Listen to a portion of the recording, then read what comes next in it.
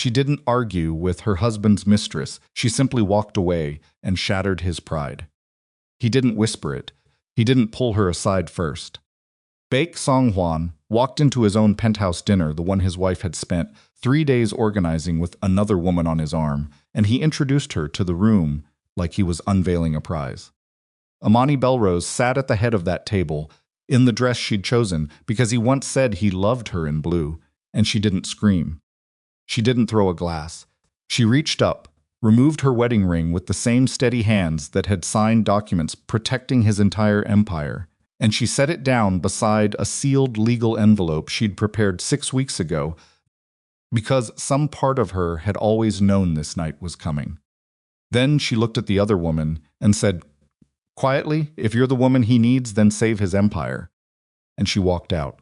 If you've ever swallowed your worth to keep someone else's world from falling apart, this story is for you.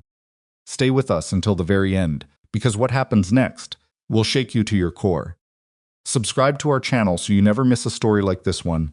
Hit that like button and drop a comment telling us what city or country you're watching from. I want to see exactly how far this story travels. Now let's go back to where it all began. Imani Belrose had a habit that drove her husband's mother absolutely insane. She kept a legal pad on the kitchen counter. Not a laptop, not a tablet, an actual yellow legal pad with a black pen clipped to the top. And every Sunday morning she sat at the kitchen island with black coffee going cold beside her, and she wrote down every financial exposure the Baek organization was carrying that week. Not because anyone asked her to.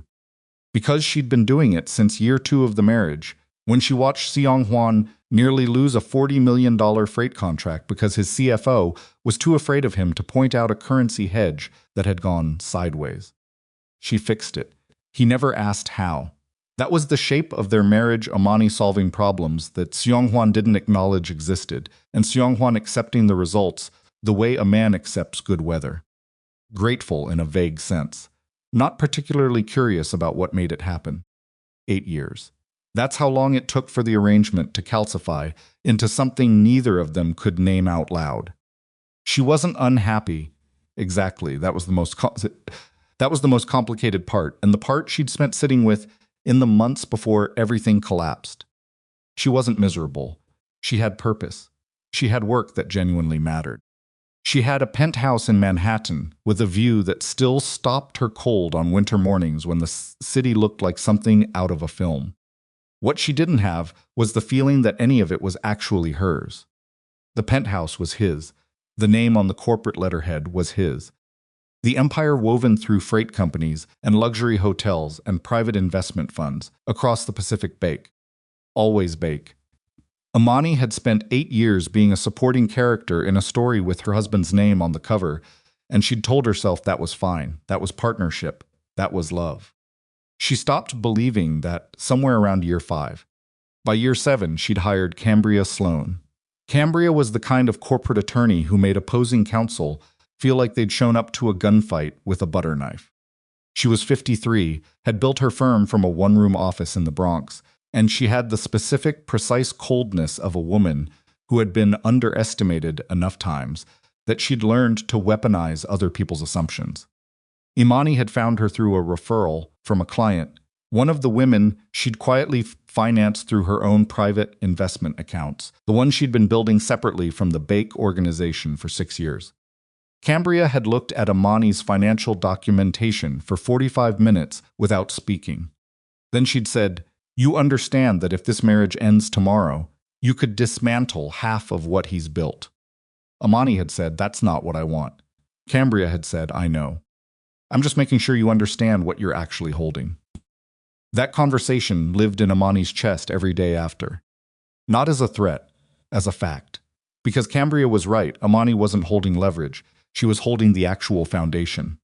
Her personal guarantees had backed 3 major refinancing packages during the years, when Song-hwan's aggressive expansion had pushed the organization dangerously close to insolvency. Her private investment network had provided the liquidity bridge that kept 2 of his hotel acquisitions from falling through. Her reputation in elite financial circles, the credibility she'd spent 15 years building before she ever met Seong Hwan, was the thing that made certain bankers take Baek's calls at all. She knew it. Cambria knew it.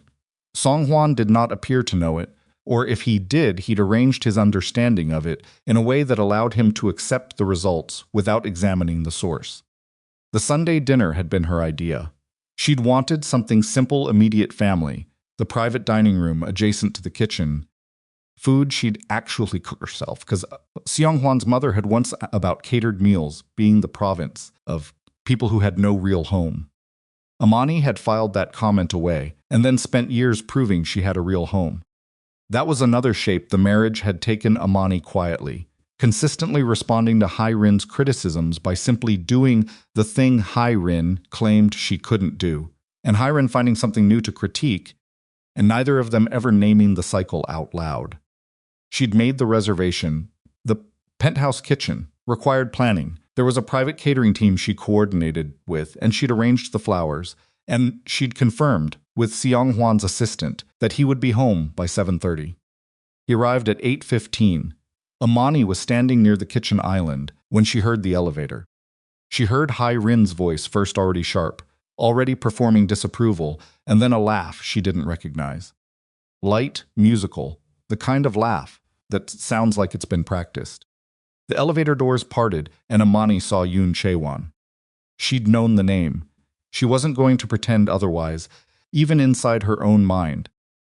Wives always know, in the way that you feel a shift in temperature before you understand what changed. There had been a business trip to Seoul that stretched 2 days longer than scheduled. There had been a phone placed face down on a desk. There had been a charity gala where Seong Hwan had arrived 40 minutes late and seemed like a man recalibrating himself for a different audience. She'd known. She just hadn't known he would do this. Chae-won was 31. Imani registered that in a single glance with the same professional automaticity she used to register balance sheets. Korean, polished, wearing a dress that was clearly expensive, but calibrated to look casual about its own expense. She was on Song Hwan's arm the way a decision is on display, not hidden, not apologetic. Present, Song Hwan met Imani's eyes across the room. He didn't look away. That was the moment she understood. It wasn't an accident, wasn't a lapse in judgment, wasn't even cruelty in the ordinary sense. It was a statement. It was Baek Seong Hwan, who had spent 8 years accepting everything Imani quietly provided, deciding that he was finished pretending to need it. "This is Chae-won," he said to the room, including Imani in that general address, the way you include furniture in a room when you're describing its layout. She's someone important to me. I wanted the family to know her." Hai-Rin, standing 3 feet away, said nothing, and her silence was its own kind of statement, the silence of a woman who had been informed in advance, who had agreed to this, decided that the Black American daughter-in-law she'd endured for 8 years had finally reached the end of her usefulness. Imani looked at Chae-won. Chae-won looked back, and in Chae-won's expression there was something Imani recognized, not confidence, but performance. The look of a woman who had been told she was stepping into a winning position and was working very hard to believe it. She almost felt sorry for her. Almost. What happened inside Imani's chest in that moment was not the explosion she'd always feared. It was something quieter and more final, the sensation of a door closing on a room you've been trying to leave for years. She felt the decision arrive with the clarity of something she'd already made without realizing it. She reached up and removed her wedding ring. It wasn't dramatic. Her hands were steady. She set the ring on the table, beside the sealed envelope she'd brought from her home office, the one Cambria had prepared 6 weeks ago, the one that formally notified the Baek organization of the suspension of all financial guarantees and asset-backed agreements bearing Imani's personal authorization. She'd been carrying it in her bag every day for 6 weeks. Not out of certainty. Out of honesty, the acknowledgement that she was already living in a marriage that had become a formal arrangement, and formal arrangements could end. The room was silent. Hai-Rin's face had shifted from performance to something she hadn't intended to show surprise, and beneath the surprise, the first faint edge of concern. Song Hwan stared at the envelope. Imani looked at Chaewon, not with anger, not with contempt, but with the direct, clean regard of someone passing responsibility from one set of hands to another. If you're the woman he needs, Imani said, then save his empire. She picked up her bag. She walked to the elevator. Nobody moved until the doors closed behind her. The first thing she felt in the elevator was hunger. She hadn't eaten since noon. She noticed this with a sort of exhausted amusement that her body was still operating on its ordinary concerns while the whole structure of the last 8 years collapsed behind her. She thought, I'm going to find something to eat, something I actually want. It was a small thought and it felt enormous. She called Cambria from the lobby. Cambria picked up on the second ring. Already? Already. A beat. The envelope? On the table, okay. Cambria's voice had shifted into the mode Imani had come to think of as operational precise, accelerated, cleared of anything unnecessary. I'll start the formal notifications tonight. Where are you going? I don't know yet. A hotel. Use the Meridian on Lex. The suite's under a subsidiary account. Nothing connected to the Bake name. Imani had known about the account. She'd established it herself. I'll meet you there in the morning, Cambria said. Get some sleep. Don't answer calls from anyone in the Bake organization tonight. What if Song Hwan, especially not him? A pause. Imani, you did the right thing. Imani looked at the lobby of the building she'd lived in for 6 years. The doorman Marcus was watching her with the careful neutrality of a man who had seen a great deal and said nothing about any of it. I know, she said. And she did know. The knowing hadn't made the dinner hurt less. She got into a cab and gave the driver the hotel address, and she sat back against the seat and looked out at Manhattan, going past the lights, the density of it, the city that had never once cared about her personal arrangements, and she let herself feel, for exactly the length of one long block, what it felt like to be alone. Then she put it away and started thinking about what came next. Upstairs inside the penthouse, the dinner party had transformed into something nobody had prepared for. Darius Fenwick arrived at 9 o'clock precisely, which was exactly when he'd been scheduled to arrive, and exactly what Song Hwan had forgotten. Darius was a corporate banker, senior enough to handle the Bake organization's most sensitive refinancing arrangements, careful enough to bring 3 attorneys with him whenever documents required execution. He'd been patient for 11 days while the deal sat, waiting for the final signature that would unlock the capital structure, protecting the Bake's legitimate businesses from a liquidity crisis triggered by an overextended hotel acquisition in Seoul. He needed Imani's signature. Song Hwan stood at the head of his own dining table and felt the bottom of something drop out. The package closes Tuesday, Darius said, in the tone of a man who did not yet understand why this was a problem. We just need Mrs. Belrose Bake's personal guarantee on the lead instrument. It's the same structure as the previous 2 rounds. Her legal team reviewed it. She's not available right now, Song Hwan said. Darius looked around the room. He registered Chaewon. He registered the ring, sitting on the table beside the envelope. He registered Hyren's expression. Darius was very good at reading rooms. Song Hwan, he said carefully. Without her guarantee, the entire package restructures. It doesn't just delay. It potentially invalidates the lead tranche and triggers the cross-default provisions in the existing credit agreements. I understand what it triggers, Song Hwan said. I'm not certain you do, Darius said, and this was the first time in 7 years of dealing with the Bake organization that Darius Fenwick had used that tone with Bake Song Hwan. The Bake name is on these agreements. But her personal credit guarantees are what make them executable. Without her, he stopped, chose his next words. Without her participation, you have 4 days before the cross-default provisions activate. Song Hwan said nothing. Hyren made a sound that was not quite language. Chaewon stood at the edge of the room and understood, for the first time, what the envelope had meant. The Mafia Boss who made rooms go quiet when he walked into them stood at the head of his dining table, while a banker carefully explained that the empire everyone believed belonged to Bake Song Hwan was, at its structural foundation, financially dependent on the woman who had just walked out of his building. Song Hwan's phone buzzed. He looked at it. A message from Imani's attorney. 1 sentence. Effective immediately. all personal financial guarantees, asset-backed agreements, and investment commitments bearing Mrs. Imani Belrose's authorization are formally suspended pending legal review. He read it twice.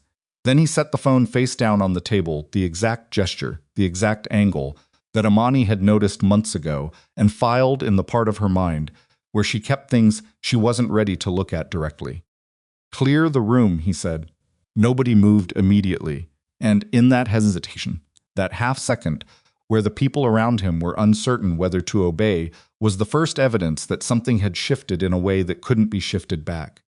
"Clear the room," he said again, and this time they moved. Darius Fenwick gathered his documents with the careful efficiency of a man who understood that his Tuesday deadline was no longer the most urgent thing happening in this building. The attorneys followed. The catering staff filtered out. Hai Rin began to say something, and Song Hwan looked at her with an expression that closed the conversation before it opened. Shi Wan picked up her bag. I'll call you," he said. He said it like a dismissal. He didn't notice that he'd done it.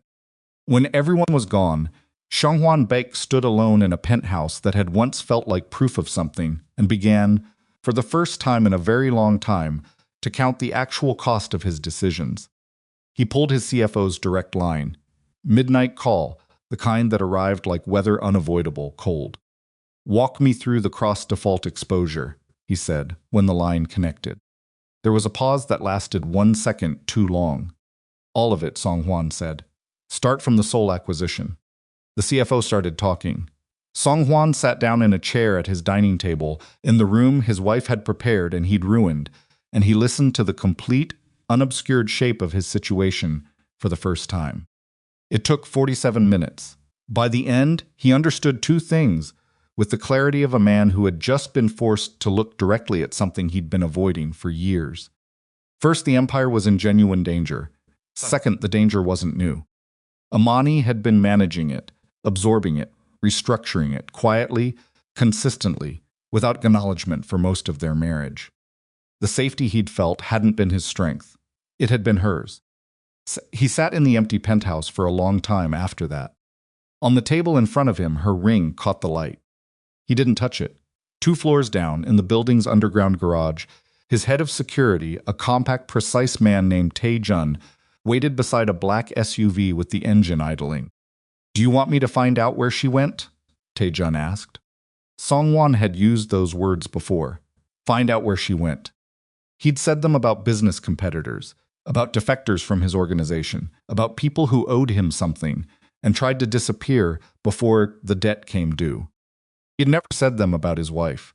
He stood in the cold concrete of the garage and thought about it, genuinely thought, which was not always something he did when the easier option was to act. "No," he said finally. Tae-jun nodded. "Go home," Song Hwan said. He went back upstairs alone. The city was still going outside. Manhattan didn't pause for private disasters. He knew that. He'd always found it reassuring, the indifference of a city large enough to contain any amount of human wreckage without noticing. Tonight it felt different. Tonight it felt dictators. Tonight it felt like being alone in a way that had nothing to do with whether there were other people in the room. He stood at the floor-to-ceiling windows and looked out at the lights, and he thought about 8 years. The real 8 years, not the version he'd told himself, and somewhere in that accounting, he arrived at a truth he'd been making very elaborate arrangements to avoid. He hadn't dismissed Imani because she was insufficient. He'd dismissed her because she was the opposite of insufficient, and acknowledging that would have required him to acknowledge exactly how much of himself he'd borrowed from her without asking, and returned her with interest and contempt. It was the worst kind of cowardice. The kind you build a whole life around so you never have to see it clearly. He picked up the wedding ring from the table. He held it for a long time. Then he set it in his pocket, turned off the lights in the penthouse, and went to his office, not to the corporate headquarters, the private one 2 floors down, and he spent the rest of the night reading financial documents he should have read years ago. He read Imani's name on almost every page. He kept reading. Imani was on her second cup of coffee when Cambria arrived at 7:14 in the morning, which was 6 minutes earlier than she'd said, which meant Cambria had been awake since at least 4. She came in wearing a charcoal suit that looked like she'd slept in it, which she probably hadn't, because Cambria Sloane did not sleep in her suits. She set a leather portfolio on the hotel room desk without greeting, opened it, and said, "The cross-default provisions activated faster than I expected." Imani set down her cup. "How much faster?" Darius Fenwick called my office at 6:45. "The lead tranche on the sole refinancing is already in technical default. The lenders are moving." "How many lenders?" "3 of the 5. The other 2 are waiting to see which direction the wind blows." Cambria sat. This is going to get loud before it gets quiet. Imani had expected that. She'd spent most of the night expecting it, not sleeping, not crying, just sitting at the hotel room's desk, doing what she always did when she was frightened, running numbers. Exposure mapping, liability chains, the precise shape of what she was holding and what she'd put down and what the difference actually cost. "What's the Bake organization's immediate exposure?" she asked. "Without your guarantees?" "Something in the range of 260 million in callable obligations across the next 90 days. Cambria said it's the way you say a weather forecast, factual, not catastrophic in tone, just a thing that it is coming and must be prepared for. The legitimate businesses are viable. The shipping operations, the domestic hospitality portfolio, the logistics subsidiary, those are actually well run. The problem is they're cross-collateralized with the expansion debt from the Seoul acquisition, which was overextended from the start. I told him that. I know you told him that. I told him in writing. April 2 years ago. I have the email. I know you have the email." Cambria looked at her. "Imani, none of that is the conversation we need to have right now." Imani pressed her fingers flat against the desk surface. "I know. What do you want to do?" That was the question. The actual question, beneath all the financial architecture and legal procedure, what did Imani Belrose want to do with the leverage she'd spent 8 years building without intending to build it? Now that she was standing in a hotel room at 7 in the morning, with her wedding ring sitting in a side pocket of her bag and her husband's empire technically in default. She could let it collapse. She had that option. The businesses would fail, the lenders would liquidate, and Baek Seong-hwan would spend the next 5 years in court and depositions and asset forfeiture proceedings. She'd be fine. Her personal accounts were clean, legally separated, structured precisely so that his exposure didn't become hers. She thought about the shipping yard in New Jersey. 340 employees. She'd been to the Christmas party there twice. She remembered a woman named Denise who worked the logistics desk, who'd shown Imani photographs of her daughter's first birthday, a phone with a cracked screen, proud and tired in equal measure. "I'm not burning it down," Imani said. Cambria nodded. She'd expected this answer. "Then we structure a controlled intervention. You agree to re-engage on the legitimate business debt under new terms. Terms you set, completely new terms, from the ground up." And the Mujin side Imani stopped. She rarely said the name out loud. "That's not my problem. That was never my problem." "Agreed. We draw the line at the legitimate corporate structure. Everything else is his to manage." Cambria made a note. "I'll contact Darius Fenwick this morning and let him know you're open to a restructured conversation. That'll stop the bleeding on the lender side for now. Don't make it sound like I'm rushing to help." Cambria looked up. "I never make anything sound like something it isn't." Imani almost smiled. "No, you don't." She stood and walked to the window. 41 floors up, Manhattan was already full of itself traffic building, scaffolding on 3 buildings she could see from here, a delivery truck, trying to make an impossible left turn. The city operated with total indifference to the fact that her marriage had ended last night. She found that steadying. The world didn't reorganize itself around private disasters. It just kept moving, and you either moved with it or you got run over. "There's something else," Cambria said. Imani turned. "Hyrin called my office this morning. She wants a meeting." The room temperature didn't change, but something in Imani's posture did a tightening, so controlled it was barely visible. She said today. She said it was urgent. "Tell her tomorrow morning. The Meridian Conference Room. Not the penthouse. Not her house. Neutral ground." Cambria wrote it down. "And if she pushes back?" "Then she waits."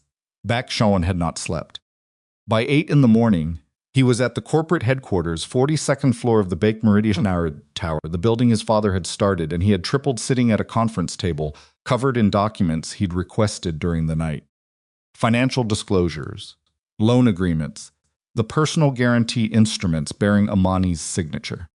He'd arranged them chronologically, going back 7 years, and he'd read them in order. His CFO, a careful man named James Wu, who had been with the organization for 9 years, sat at the far end of the table and said very little. He'd been summoned at 5:30.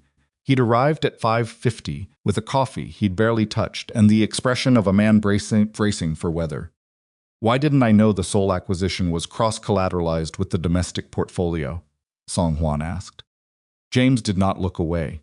That took courage. Song Hwan respected it dimly, the way you respect a structural element you've never had to think about until it starts to fail. You were told. The risk memo went to your desk in March of last year. I don't remember a risk memo. You were in Seoul. Your assistant flagged it. You asked her to have it summarized. Who summarized it? A beat. Mrs. Belrose Bake requested the summary be sent to her for review. Song Hwan was quiet for a long time.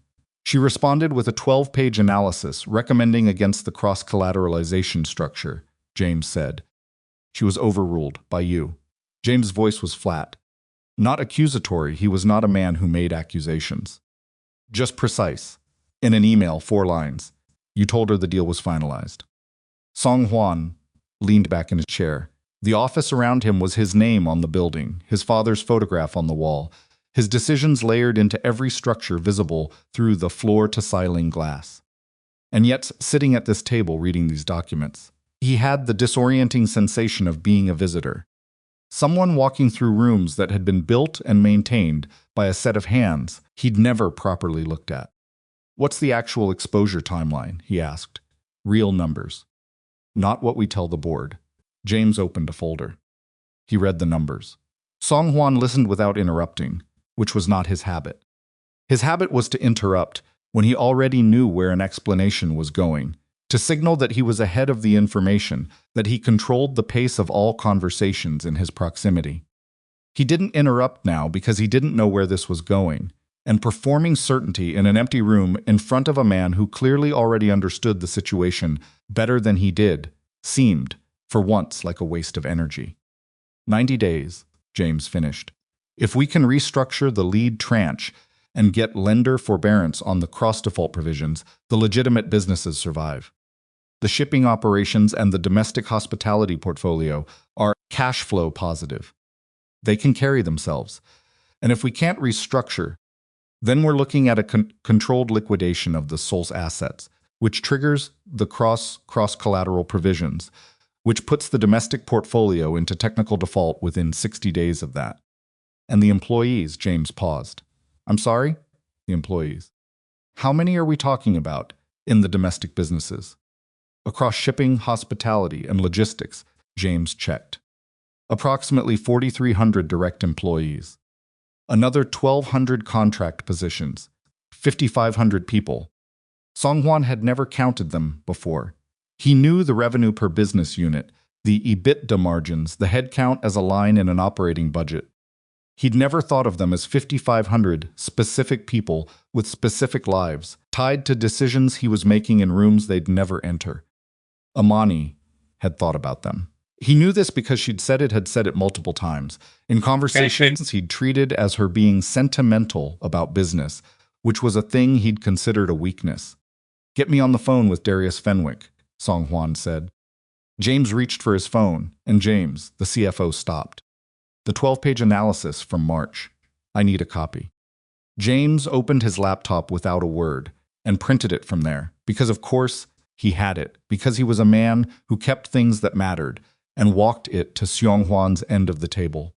Seong Hwan read his wife's handwriting, her analytical voice, precise and unsentimental, exactly the kind of document he'd spent 8 years dismissing as her handling things and felt something that he didn't have a clean word for. Not guilt, exactly. Guilt was too small. More like the feeling of a man who has been navigating by a map he drew himself, who discovers, stopped at a cliff edge, that the actual geography has been in someone else's hands the entire time. Chaewon had not slept either. She was in the guest apartment in the Upper East Side, not her own place. The one that Songhwan paid for.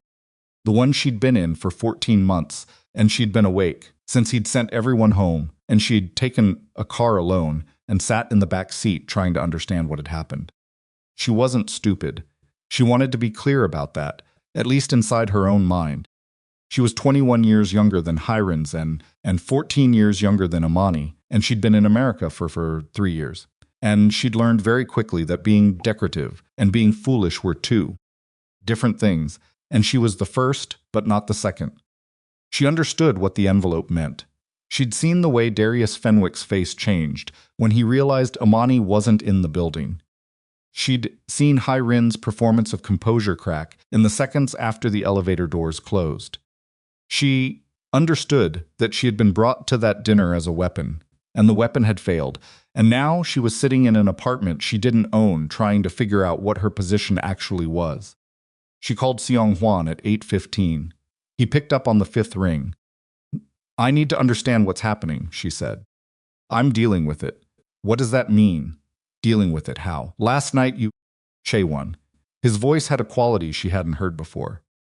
Not the commanding control. She was accustomed to something rawer than that. Something that sounded like a man stripped of the performance he usually ran. "I don't have time for this conversation right now. You brought me into that dinner. You introduced me to your family. I know what I did, do you?" She kept her voice steady through an act of will. "Because what it looked like from where I was standing is that you used me to make a point, and the point didn't land the way you planned. And now I'm sitting in this apartment, wondering whether any of the last 14 months was what you told me it was." A silence. "I'll call you tonight," he said. Songhwan. Tonight. And he was gone. Chaewon set the phone on the kitchen counter and stood very still. She'd made a calculation 14 months ago. She'd known he was married.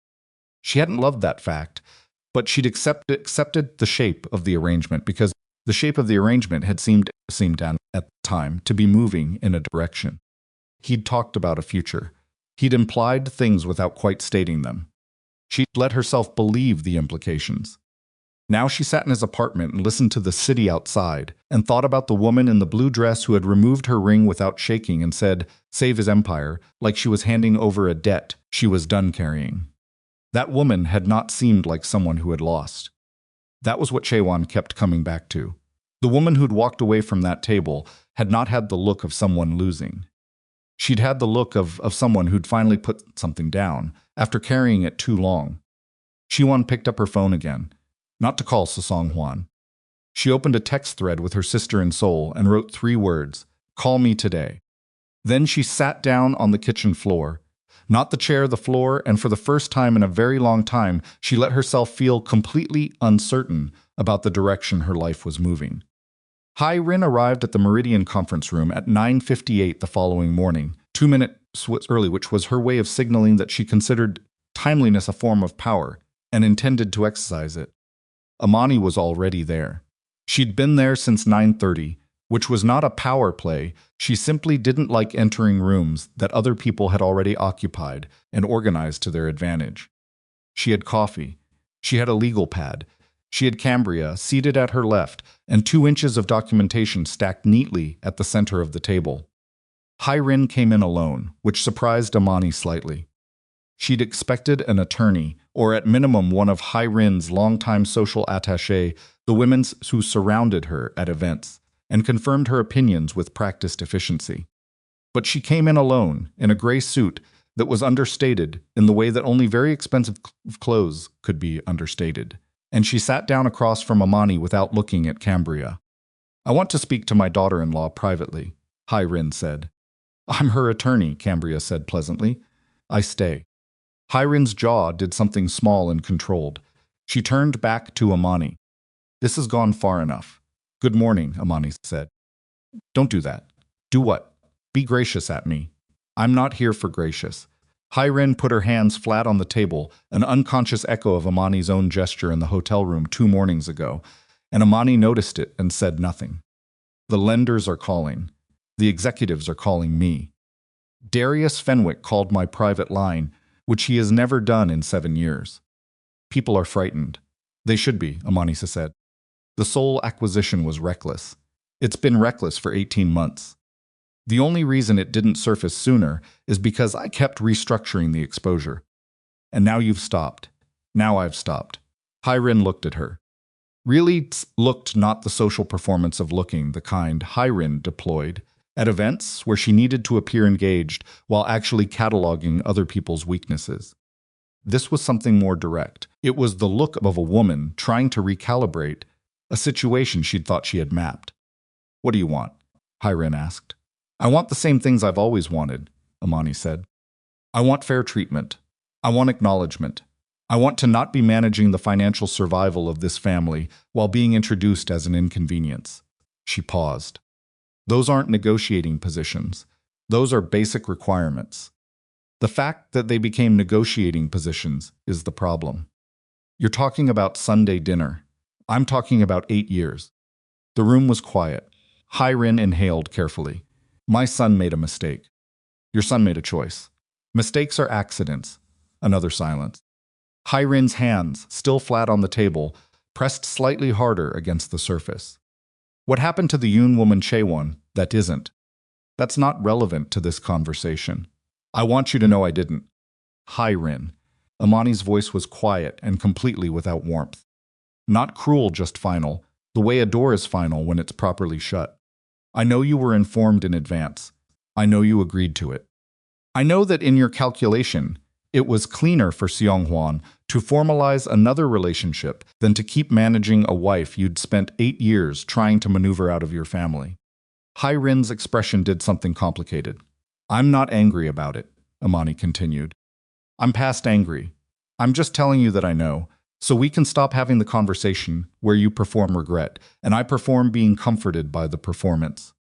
What I want to know, Cambria said, speaking for the first time since her introduction, is what you're prepared to offer in exchange for Mrs. Belrose's re-engagement with the legitimate business debt structure. Hyrin turned to Cambria, a beat past 2. Offer, Hyrin repeated. That's the word, yes. Hyrin looked back at Imani. And in her expression was something that Imani had waited 8 years to see, not apology, not warmth, not the acknowledgement of a wrong. Something more fundamental than any of those things. The expression of a woman who understood, perhaps for the first time, that the person across the table had never needed her approval and had simply been polite enough not to say so. What are your conditions? Hyrin said. Imani opened the folder in front of her. She laid out 4 pages of terms clean, specific, without embellishment. Independent oversight of the legitimate businesses. External audits. Complete legal separation of Imani's personal assets from the Baek corporate structure. And the one that Imani watched Hyrin read 3 times before looking up. Removal of Baek Hyrin from all formal and informal financial decision-making roles within the Baek corporate structure. No, Hyrin said. Then we're done, Imani said. She didn't move to collect the papers. She just waited. Hyrin stared at the page. You understand what you're asking. I understand exactly what I'm asking. You've been placing family members in financial roles they're not qualified for, overruling professional judgment for personal reasons, and using your position within the organization to undermine executives who disagreed with decisions you preferred. I have documentation of 17 specific instances over the last 4 years. Imani nodded at Cambria, who slid a separate packet across the table. You can review those. Hyrin did not touch the packet. This isn't personal, Imani said. Of course it's personal, Hyrin said, and her voice cracked on the last words just slightly, barely a fracture, but it was there. The first real thing Hyrin had shown in 20 minutes. Yes, Imani said. She closed the folder. But the solution isn't personal either. The solution is structure. Either the organization runs on structure and the employees keep their jobs, or it runs on family politics and it collapses. I'm not going to put my name and my assets back on documents that fund the second option. Hyrin sat back. Something had shifted in her posture, a diminishment, not dramatic, but real. The performance of authority she maintained with such remarkable consistency had developed a fault line. I need to speak with Sung Hwan, she said. That's between the two of you, Imani said. He doesn't know you're making these demands. He doesn't need to know in advance. Imani stood. Cambria stood with her. He'll know when he sees the term sheet. You can tell him I sent it, or you can let Cambria's office send it, formally. That's your choice. Hai-Rin looked up at her from the chair. And for just a moment, the length of a breath, the space between one heartbeat and the next, something moved through her expression that might have been in a different woman, with a different life, the beginning of remorse. You were never going to be easy to get rid of, Hai-Rin said. It wasn't a compliment. It was entirely an insult either. No, Imani agreed, I wasn't. She walked out. Song Hwan got the term sheet at 2:17 in the afternoon, forwarded by Hai-Rin, with a message that said only, read all of it. He read all of it. He sat in his private office, the one 2 floors below the main corporate floor, the one with no assistant outside and no view of the trading floor, and he read the term sheet twice and then put it on the desk and sat with it.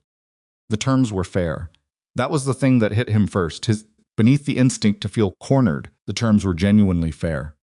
They protected the employees. They preserved the viable business units. They imposed oversight that should have existed years ago. They asked for accountability without asking for destruction. They also asked him to surrender something he'd spent his entire adult life organizing himself around. He picked up his phone and called his attorney, not the corporate team, his personal counsel, a woman named Rita Park, who had been his attorney since before Mujin's syndicate had the reach it currently had, who knew things about Song Hwan's affairs that nobody else knew and had never once used that knowledge against him. I have a term sheet, he said when she picked up. I know. Cambria Sloane's office sent me a copy 20 minutes ago. Rita's voice was dry, professional, several decades past, being surprised by anything. It's reasonable, Seong Hwan. You think I should take it. I think the alternative is considerably worse. The alternative is fighting it. On what grounds? A pause. She has standing on every provision. Her financial contributions to the organization are documented. The personal guarantees are enforceable as independent instruments. If you contest this, you're going to spend the next 2 years in litigation while the businesses bleed out.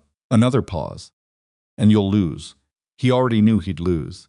He'd known it since he sat in the empty penthouse 2 nights ago and read her name on 40 years' worth of documents. There's a 4th provision, he said. The governance restructuring. I lose unrestricted corporate authority. You retain executive authority, Rita corrected. You lose the ability to make unilateral financial decisions above a certain threshold without board approval, which, frankly, is how the company should have been structured 3 years ago. He didn't argue that. What about Hai-Rin? He asked. Silence on the line. Brief but pointed. What about her? The provision removing her from financial decisions is non-negotiable, Rita said. Cambria made that clear in our conversation. And Song Hwan, she's right. Your mother has been placing her thumb on the operational scale in ways that have cost the organization money and created liability exposure. I've flagged this twice in the last 18 months. I know you flagged it. You didn't act on it. He hadn't. Because acting on it would have been a conversation with his mother. And conversations with his mother that didn't go the direction she preferred had consequences he'd been managing since childhood. Somewhere in adulthood, he'd made the calculation that managing her was easier than confronting her. Imani had never made that calculation. Imani had simply been honest with him about the problem and then watched him choose the path of least resistance, and she'd absorbed the additional exposure and kept working. He pressed his thumb and forefinger against the bridge of his nose. Have your office communicate to Cambria's office that I'm reviewing the terms, he said. I need 48 hours. You have 24, Rita said. Darius Fenwick's forbearance window closes Tuesday. If you want to restructure, before the cross-default provisions fully activate, you need a signed agreement in principle by tomorrow evening. 24 hours. Fine, he said. He hung up and walked to the window. He hadn't told Rita about the other thing. The thing that sat underneath all the financial restructuring, the board governance provisions, the legal exposure, the fact that while he was losing authority over the corporate empire, his father had built, and his ambition had expanded. He was also very probably in the opening stages of a federal inquiry into the Mujin syndicate that one of his lieutenants had informed him of, quietly 2 weeks ago. He hadn't told Imani either. He'd told himself it was because the inquiry was preliminary, unconfirmed, likely to resolve without reaching the surface. He understood now that he'd told himself that, because the alternative was admitting that the criminal organization was admitting that the criminal organization he'd been running in parallel to the legitimate businesses, the shadow empire that had funded his expansion and protected his reputation through methods that could not survive legal scrutiny, was becoming a liability that could destroy everything, legitimate and illegitimate alike. If the inquiry reached the legitimate businesses, Imani's name would surface. Her financial guarantees were on record. Her association with the Bake organization would make her a person of interest, whether she'd known about Mujin or not. He needed to protect her from that. He needed to protect her from something she didn't know was coming. That was coming partly because of decisions he'd made, in rooms she'd never been invited into, using money she'd helped him generate. He sat down at his desk and picked up a different phone, a secondary line, not the corporate device, the kind that certain conversations required, and he called a number he'd been hoping he wouldn't need to call. The man on the other end picked up on the first ring. "We need to talk," Song Hwan said. "Not on the phone. Tonight." A pause. "How serious?" Song Hwan looked at the term sheet on his desk. "The window. The city beyond it. Serious enough that I'm asking you to help me dismantle something I built," he said. The silence on the line stretched for 4 full seconds, before the other man said, "I'll be there at 10. Seong Hwan set the phone down. In the distance, through 40 floors of glass, Manhattan went on being Manhattan, indifferent, relentless, moving at the speed of money and consequence, carrying all its private disasters forward, without pause or mercy, the way it always had and always would. The man Song Hwan had called arrived at 9:53. Not 10, 9:53, which meant he'd been close when he answered the phone, which meant he'd already known the call was coming before it came, which meant there were things happening at the edges of Sung Hwan's organization that Sung Hwan hadn't been told about. He filed that. The man's name was Kong Junho, and his official title within the Beck corporate structure was Director of International Logistics Operations, which was accurate in the same way that calling the ocean a large body of water was accurate, technically correct, and entirely insufficient. Junho had been with Song Hwan for 11 years. He was 44, compact, with the particular stillness of a man who had learned early that visible energy was a kind of vulnerability. He ran the Mujin Syndicate's operational infrastructure with the same earthy and emotional temperature that he might apply to managing a supply chain, because to him, they were essentially the same thing. Resources, movement, outcomes. The only variable was the nature of what was being moved. He came in without a coat despite the November cold, sat down across from Song Hwan without being invited to sit, and said, "The inquiry." "Tell me what you know," Song Hwan said. "I know more than you do. Not defensive. Factual. I've been managing it for 3 weeks." The room temperature didn't change. Seong Hwan's expression didn't change, but something behind his eyes shifted in a way that Junho, who had spent 11 years reading that face, registered precisely. "You've been managing a federal inquiry," Son said, "for 3 weeks. Without telling me. I was containing it. That's not what I asked." Junho looked at him. "I was protecting the organization. From the federal government, or from me finding out." A silence. Outside the window, a plane crossed the sky in a long diagonal, lights blinking in the dark. Junho watched it go. "Both," he said. Song Hwan stood. He didn't move toward Junho. He walked to the window, putting his back to the room, which was a thing he rarely did, because it ceded visual dominance of the space. He did it, deliberately. To think, to give himself the seconds needed to organize what he was feeling into something he could work with. "Start from the beginning," he said. "All of it." Junho started talking. The inquiry had begun, as these things often did, not with a dramatic raid or a surveillance photograph, but with a financial anomaly, a currency transaction reporting flag on one of the freight subsidiaries filed automatically by a compliance system, reviewed by a junior analyst at a federal financial oversight office who had been thorough enough to pull 3 years of ancillary filings. The analyst had found patterns. The patterns had been escalated. The escalation had reached an investigative team that had been building a separate case targeting Pacific Rim criminal financial networks for 22 months.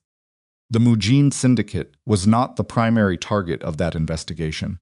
It was, however, connected to 3 organizations that were. And the connection ran through specific financial instruments that, when traced back, led to the Bake corporate structure, led to the Bake corporate umbrella. And within the Bake corporate umbrella, to certain guarantees and financial instruments bearing a specific name. Songwon turned from the window. "Say it," he said. Junho met in his eyes. Imani's guarantees appear in 4 of the flagged instruments. Not because she was involved in the Mujin operations. Because the instruments were structured to use her legitimate financial credibility as collateral for transactions she wasn't told the full nature of. The silence that followed was different from the ones before it. Heavier. The kind of silence that arrives after something irreversible has been named. She didn't know, Song Hwan said. No. She signed off on refinancing instruments she was told were standard commercial debt. The Mujin-linked capital was moved through those instruments afterward, after her signature, after her review. The structure was designed to keep her name clean on the documentation while using her credibility to make the instruments credible to lenders. Who designed it? Junho didn't answer immediately. Junho. Songhwan's voice was quiet and completely without give. Who designed the structure? It was a collaborative decision. 3 years ago, you were in the room. I wasn't told her name would appear in those instruments. You were told the refinancing would use existing guarantee relationships. Junho's voice was careful now, the voice of a man walking across a surface he wasn't sure would hold. You may not have asked what that specifically meant. Songhwan absorbed this. He absorbed it the way you absorb a physical impact, not gracefully, not smoothly, but with the specific kind of stillness that comes from the body deciding that moving is currently more dangerous than not moving. If the inquiry reaches those instruments, he said, it will reach them. It's not a question of if. The question is when and how far they dig. And when they reach them, her name is on the documents. Without context that explains she wasn't informed of the Mujin connection, Junho leaned forward slightly. She would need to lawyer up immediately. The exposure isn't criminal. I don't believe there's a case against her if the actual transaction flow is properly analyzed, but the process. The investigation. Her name in federal documents, her financial relationships, and her professional reputation in the crosshairs of an inquiry she had nothing to do with. Songhwan sat down. He'd sat down at this desk 10,000 times. He'd made decisions from this chair that had moved money across 3 continents, that had ended careers and protected the people he'd decided deserved protecting and exposed the people he'd decided deserved exposure. He'd never once sat in this chair and felt what he felt right now, the specific nauseating weight of understanding that a decision he'd failed to fully examine had placed someone who trusted him into danger she didn't know was coming. When does the inquiry reach the instruments, he said. My estimate 4 to 6 weeks. Maybe less if they move faster than anticipated. I have 24 hours to sign a business restructuring agreement with Imani's legal team. I know. If I sign it and the inquiry surfaces afterward, the restructuring agreement becomes evidence of the financial relationship between her and the organization. Yes. And if I don't sign it, the legitimate businesses collapse and 5,500 people lose their jobs. Also yes. Seong Hwan put his elbows on the desk, and his face in his hands just for a moment, 3 seconds, and then he lifted his head, and his expression was the expression of a man who had made a decision, but hadn't yet found a way to live inside it. I need every document, he said, every instrument her name appears on, every transaction that ran through those instruments after her signature. I need it in a format that can be handed to federal investigators to demonstrate she was not informed of the Mujin connection. Junho stared at him. You're going to cooperate, Junho said. It wasn't a question. It was the tone of a man hearing something he had not anticipated hearing. I'm going to protect her, Songhwan said. The cooperation is what comes with that. Song Hwan. If you cooperate the Mujin network, I know what happens to it. I know what they'll do. He stood again.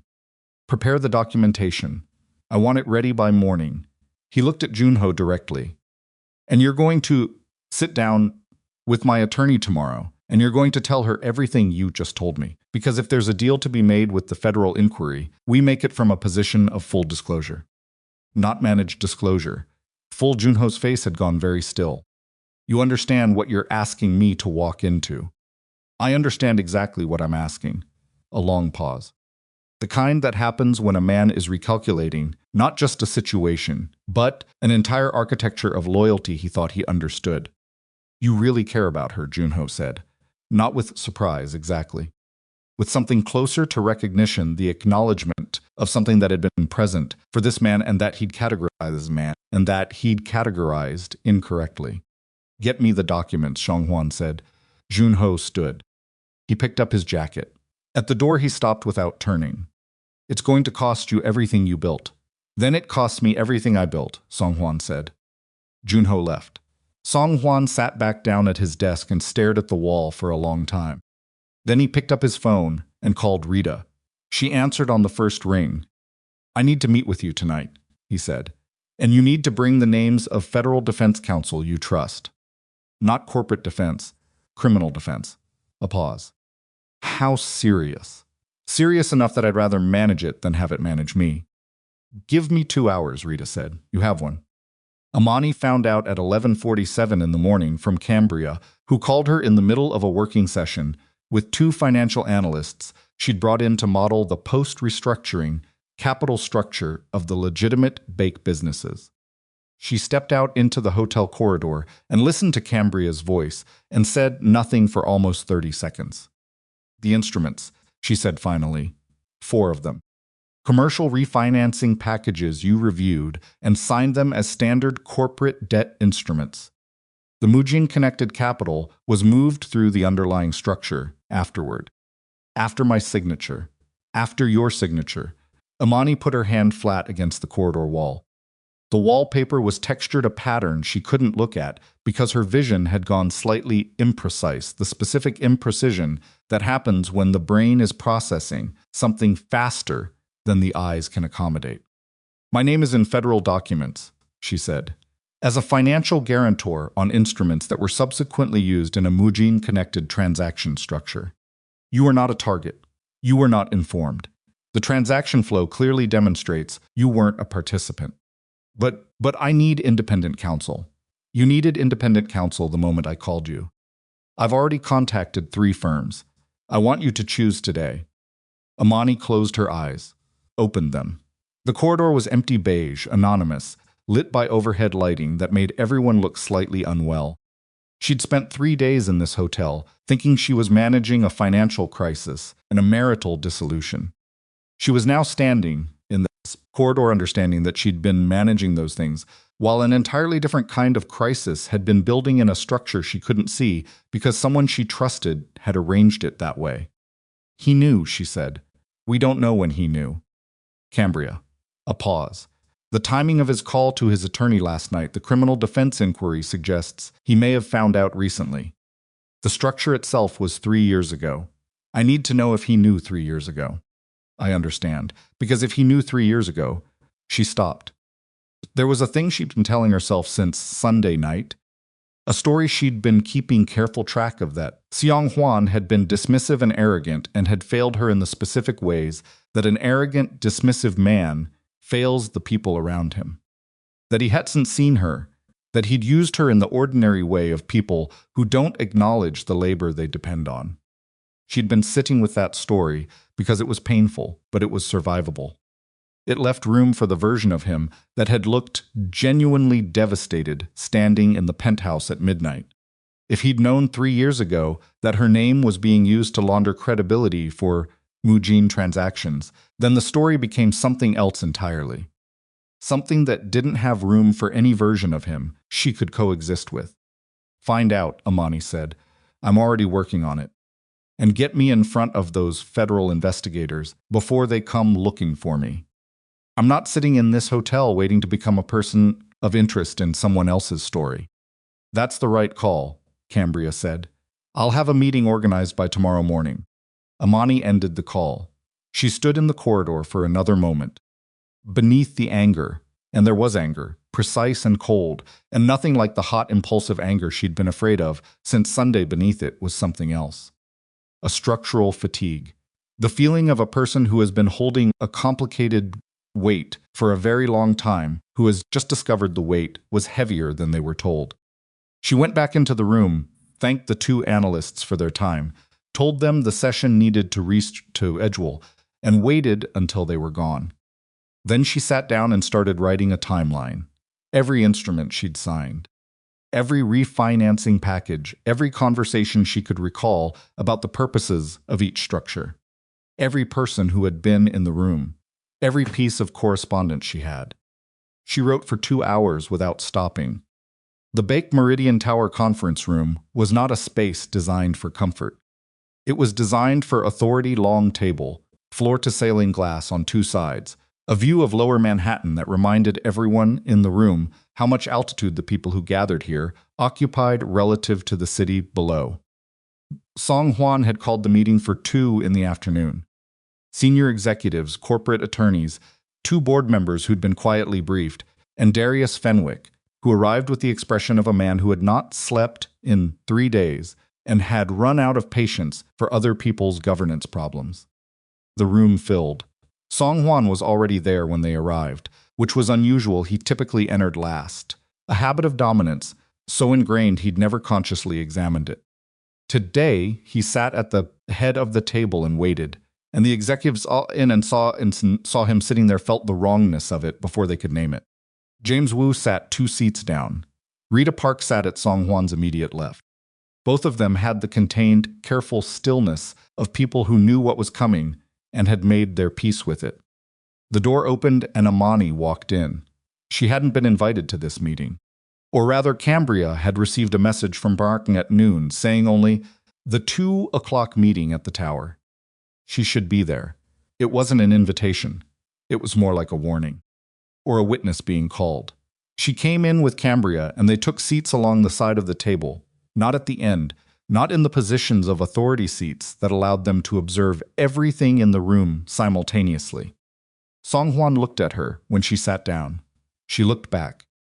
There was no warmth in it and no hostility, either just 2 people who had known each other across 8 years of shared space looking at each other across a table, full of people who were about to be told something they weren't prepared for. "You all for coming," Song Hwan said. He used the words, but his voice didn't perform gratitude. It performed precision. "I'll be direct, because we don't have time for anything else." He told them about the federal inquiry.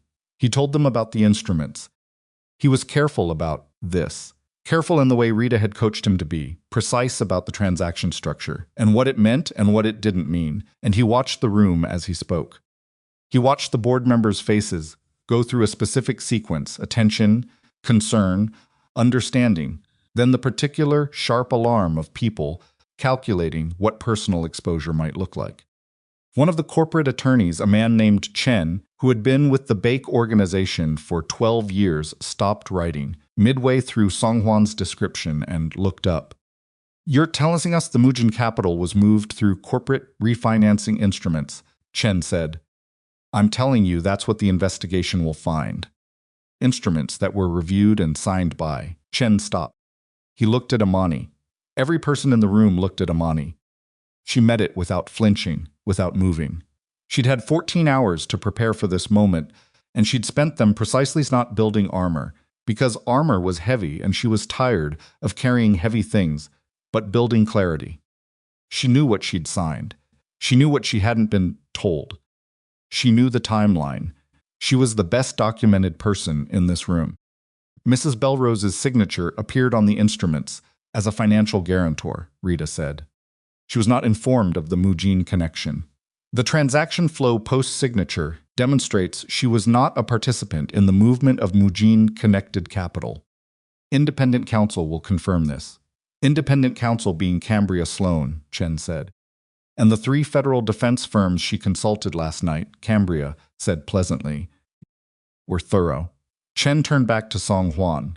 What are you asking this organization to do? I'm asking it to cooperate, Song Huan said, fully. With independent investigators. With federal investigators when the time comes. Complete document disclosure. No managed disclosure, no obstruction, no creative record management. He paused. And I'm separating the Mujin operations from the Bake corporate structure completely, immediately, and on the record. The room absorbed this. One of the board members, a man named Harold, who had been on the Bake board for 6 years and had always struck Imani as someone who knew precisely how much he didn't want to know, cleared his throat. You're talking about dismantling an operation that has historically provided capital support to the legitimate businesses. Yes, Song Huan said.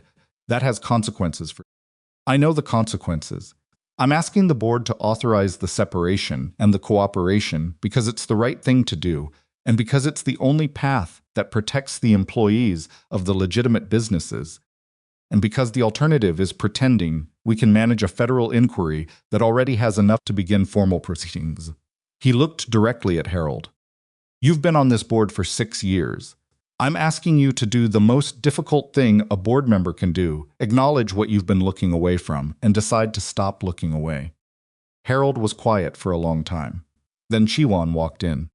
She came through the door that connected to the corridor. She'd somehow gotten past the assistant, or perhaps the assistant hadn't thought to bar her, or perhaps she'd simply pushed past with the specific desperate energy of a person who had been sitting in an apartment for 3 days, understanding that her position was evaporating, and had decided that passivity was no longer an option. She was dressed carefully. She'd spent time on that.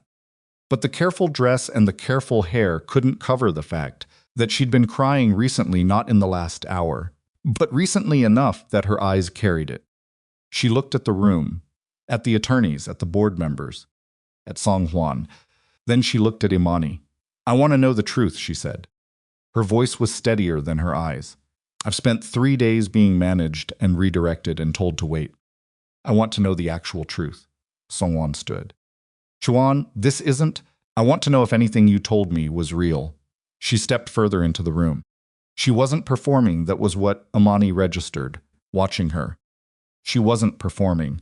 She was genuinely asking, and genuine questions in rooms like this one had a specific quality of rawness that couldn't be produced by performance.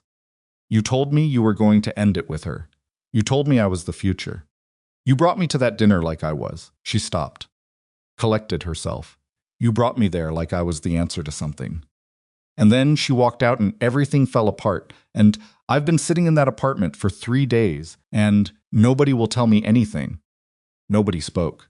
Chiwan turned to Imani, and this was the moment, the one Imani had not anticipated, the one that didn't appear in any of the financial timelines she'd been drawing, when Chiwan, who was 29 and had been used as a weapon and hadn't quite realized it until the weapon failed, looked at the woman she'd been positioned against and said something unscripted. He told me you only stayed because of the money. Her voice was low, not accusatory, searching.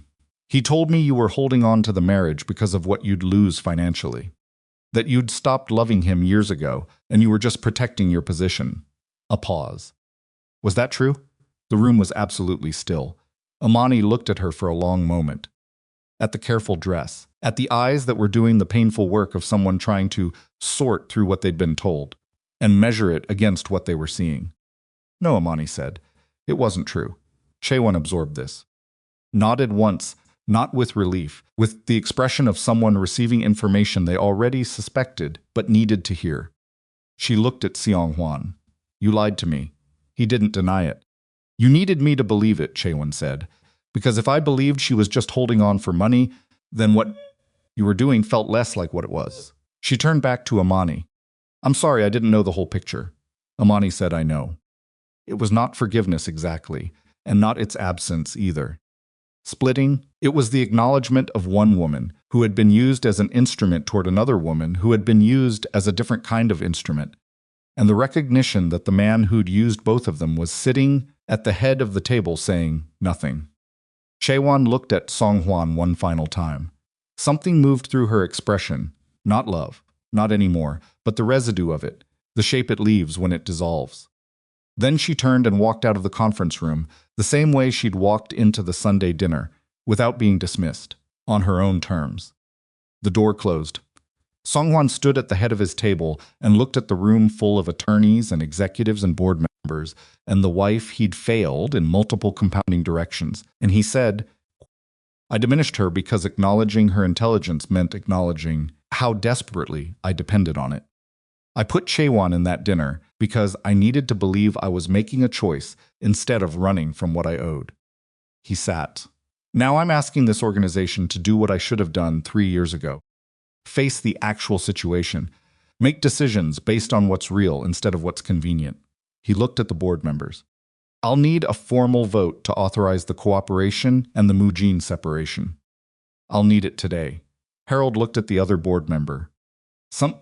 Something passed between them, the language of two people who have been looking away from something for a long time and have just been told the looking away is over. We'll convene in an hour, Harold said. The room began to move. Attorneys gathering papers, executives conferring in low voices. Rita speaking quietly with Cambria, the institutional machinery of consequence beginning to turn. Imani remained seated. Seong-hwan walked around the table and stopped 2 feet from her. He didn't sit.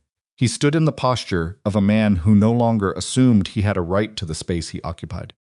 3 years ago, she said, the instruments.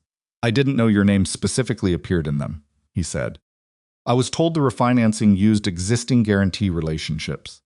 I didn't ask what that meant in specific. He paused. I should have asked. Yes, I know that's insufficient. Yes, she said again. I'm going to fix what I can fix. He looked at the city through the glass. The rest, I can't fix the rest. Imani stood. She was 2 inches shorter than him and had spent 8 years standing in rooms where that differential was somehow leveraged to make her feel smaller than she was. She didn't feel that now. When the federal investigators contact me, she said, I'm going to tell them everything I know, including everything about how those instruments were represented to me and what I was and wasn't told. I know, he said. I'm not protecting the organization in that room. I'm protecting myself, I know. And Seong-hwan. She looked at him directly. If you knew 3 years ago, if you knew my name was going into those structures, and you didn't tell me I need to know that before this goes any further. He held her gaze. And this was the moment that determined whether the version of him she'd been carrying, the flawed, arrogant man who had failed her in specific and human ways, survived, or whether it was replaced by something she couldn't work with. I didn't know, he said. I know that's the answer that protects me. It's also the truth. She studied him for 4 seconds.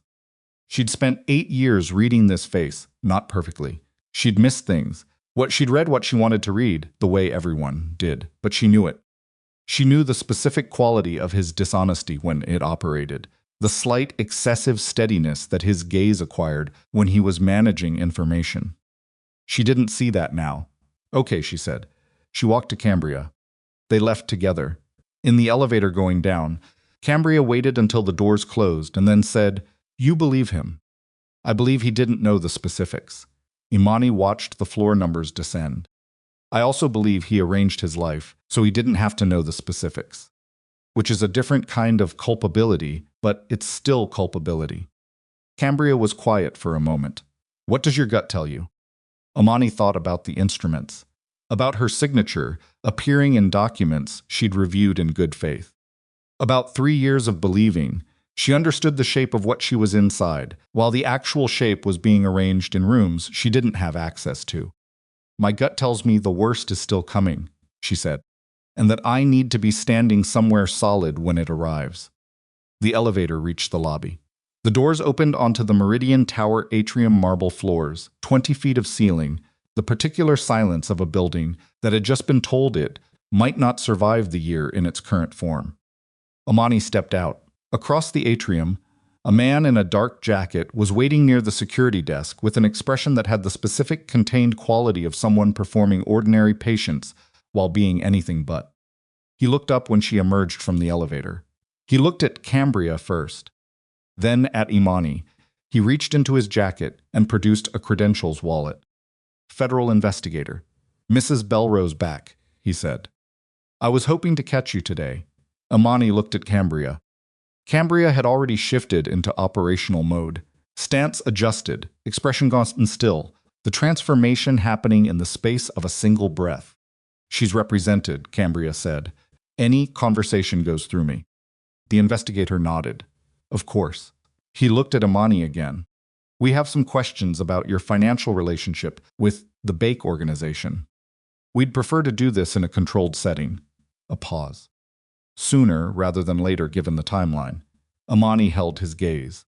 She had built her whole professional life on the ability to walk into high-pressure rooms and not let the pressure reshape her into something smaller than she was.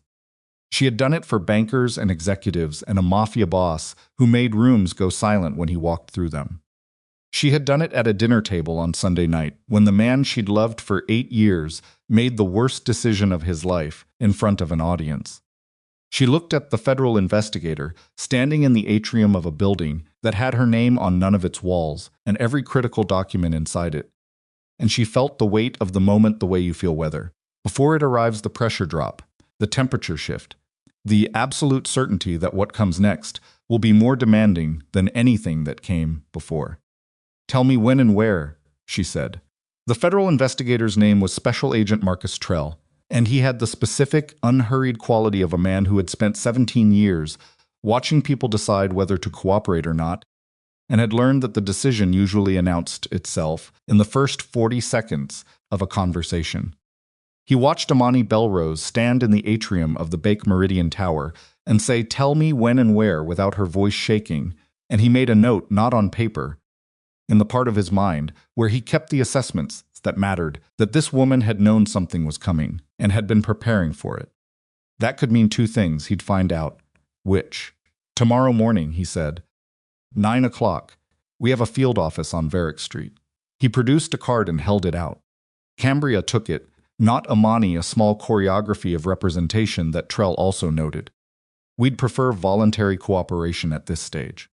At this stage, Cambria said. That's what I said. Then we'll be there, at 9.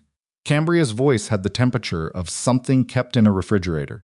And Agent Trell, if there's any attempt to approach my client outside of that scheduled meeting, through any channel, including through the Bake organization or its counsel, I'll have a motion filed before lunch.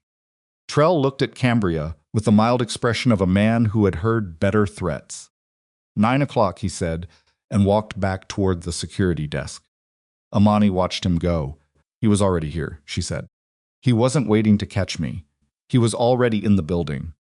Probably interviewing someone on the corporate floor, Cambria said. Who? That's what we're going to find out tonight. Cambria was already on her phone. Come on. We're not having this conversation in the lobby. They worked through the night. Not together separately, in parallel, in the specific way that 2 people with different roles in the same crisis operate when the timeline compresses. Cambria called every contact she had, who moved in federal investigation circles, working the perimeter of what was knowable, without crossing into obstruction. Imani sat at the hotel room desk and reconstructed 8 years of financial decision-making from memory and documentation, building a record that established, transaction by transaction, what she'd known and what she hadn't. She was good at this. She'd always been good at this, the ability to hold a large and complex financial structure in her mind and move through it methodically, finding the load-bearing elements, identifying the fault lines, understanding how the pieces connected and where the connections had been deliberately obscured. It was the skill that had made her valuable to the Bake organization. It was also the skill that was going to determine whether she walked out of that federal field office tomorrow as a witness or a subject. At 2 in the morning, she found something. It was in a supplementary disclosure attached to the 3rd refinancing package, the one from 3 years ago, the one with the cross-collateral structure she'd reviewed and signed. The disclosure was 12 pages, attached as a rider to the primary instrument, and it referenced a subsidiary entity called Meridian Pacific Holdings that Imani had understood at the time to be a legitimate intermediary in the freight financing structure. She pulled the Meridian Pacific Holdings corporate registration. It took her 40 minutes to trace the ownership structure through 3 shell layers. A sound seat meant When she found the beneficial owner, she sat back in her chair and felt a coldness settle through her that had nothing to do with the room temperature. The beneficial owner of Meridian Pacific Holdings was not Baek Seong-hwan. It was Kang Junho. She called Cambria. Junho designed the structure, she said when Cambria picked up. Personally, the shell layer that ran the Mujin capital, through those instruments he owns the intermediary entity. It wasn't a Baek corporate decision that got managed badly. It was a specific architecture designed by a specific person to use Baek's legitimate financial relationships as cover.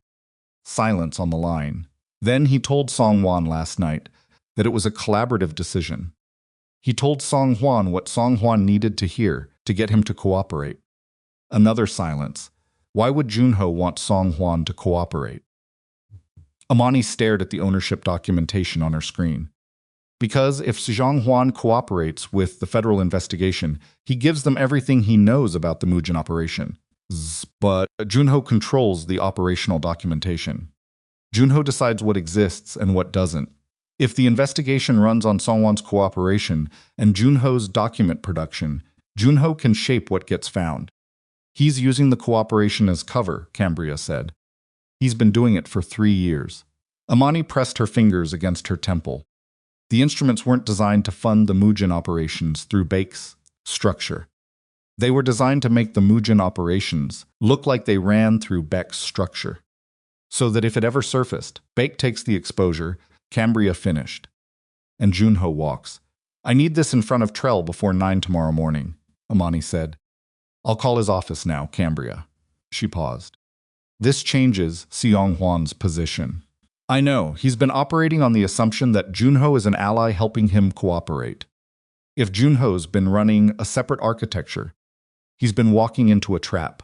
Cambria's voice was already moving into operational acceleration. I'll handle the federal side. You need to warn him. Imani sat with that for a moment. Warn him. The man who'd humiliated her at his own dinner table. The man whose name was on instruments that had entangled her in an investigation she'd had nothing to do with. The man who had failed her in 8 years of specific and compounding ways. She picked up her phone and called him. He answered on the second ring, which meant he was awake, which meant he hadn't slept either. Junho owns the shell, she said without preamble. Meridian Pacific Holdings. I found the beneficial ownership documentation. He designed the structure himself. 3 seconds of silence. Say that again, Song-hwan said. She said it again. Precisely with the documentation references, without emotional framing, the way she'd always given him information he needed to understand and act on. The silence after the second telling was different. Longer, heavier. He was here until 11, Song-hwan said. He told me he'd have the documentation ready by morning. What documentation? Everything I asked for. The transaction records, the instrument structure, the post-signature capital movements. A pause, and she could hear him thinking the specific quality of silence that meant his mind was moving fast and he was organizing what arrived. If he controls what goes into that package, you hand the federal investigators a record that he designed. And I'm standing in front of a cooperation agreement that implicates me in a structure he built. Yes. She heard him stand the shift in the ambient sound, the slight change in acoustics that happened when a person moved in a room. Where is he now? I don't know. Don't find him tonight. Imani, listen to me. She kept her voice flat and direct. If you go after him tonight, it looks like obstruction.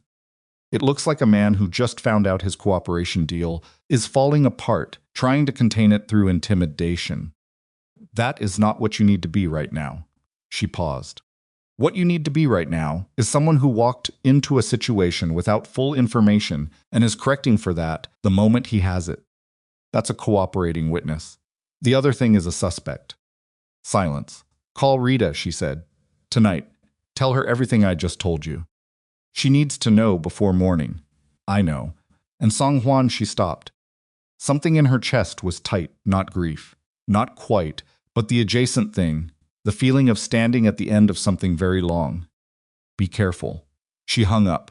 The federal field office on Varick Street had the specific drained aesthetic of all federal spaces, fluorescent lighting, furniture chosen for durability rather than comfort. Walls painted a color that might once have been called beige and had since become something without a name. Agent Trell met them in the lobby at 8:58 and took them to a conference room on the fourth floor where two other investigators sat waiting with laptops and document binders. Imani sat down. Cambria sat beside her. Trell set a recorder on the table. "We appreciate you coming in voluntarily," of course, Cambria said. "Mrs. Belrose Beck Belrose," Imani said. "I'm going back to my original name. You can use Belrose." Trell noted this without expression. "Ms. Belrose, I want to start with the refinancing instruments. Specifically, the three packages executed between—" "I have something for you first," Imani said. Trell stopped. She opened the folder she'd brought and slid a document across the table. The Meridian Pacific Holdings ownership structure.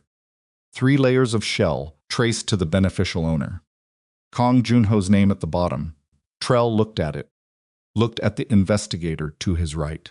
Something moved between them, the specific, contained communication of two people who have been building a case and have just been handed a piece that changes its geometry. "Where did you find this?" Trell said. "The supplementary disclosure on the third refinancing package. Attached as a rider. I reviewed it at 2 in the morning. She paused. "I want to be clear about something before we go any further. I signed those instruments in good faith. The Mujin-connected capital movement happened after my signature, through a shell structure I was not informed of, controlled by a man who is not Baek Seong-hwan." She looked at Trell directly. "I'm not here to protect anyone.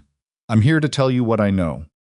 But I need you to understand the actual architecture before we start, because I'm not going to sit in this room and have you build a version of events around my signature that doesn't account for who actually designed the structure it's in." Trell looked at her for a long moment. He'd been doing this for 17 years. He'd sat across from a significant range of people in rooms like this one, people who were guilty and performing innocence, people who were innocent and too frightened to be coherent, people who were partly guilty of some things and wholly innocent of others, and couldn't quite separate the two. He'd developed over those 17 years a reasonably reliable sense of which category he was dealing with. "Okay," he said. "Start from the beginning." She started from the beginning. Seong-hwan was in Rita's office at 7 in the morning. Rita had been there since 5:30. She had the documentation Imani had sent the Meridian Pacific Holdings ownership trace, printed and annotated and cross-referenced against the cooperation agreement Seong-hwan had been preparing to sign. "Don't sign anything today," Rita said.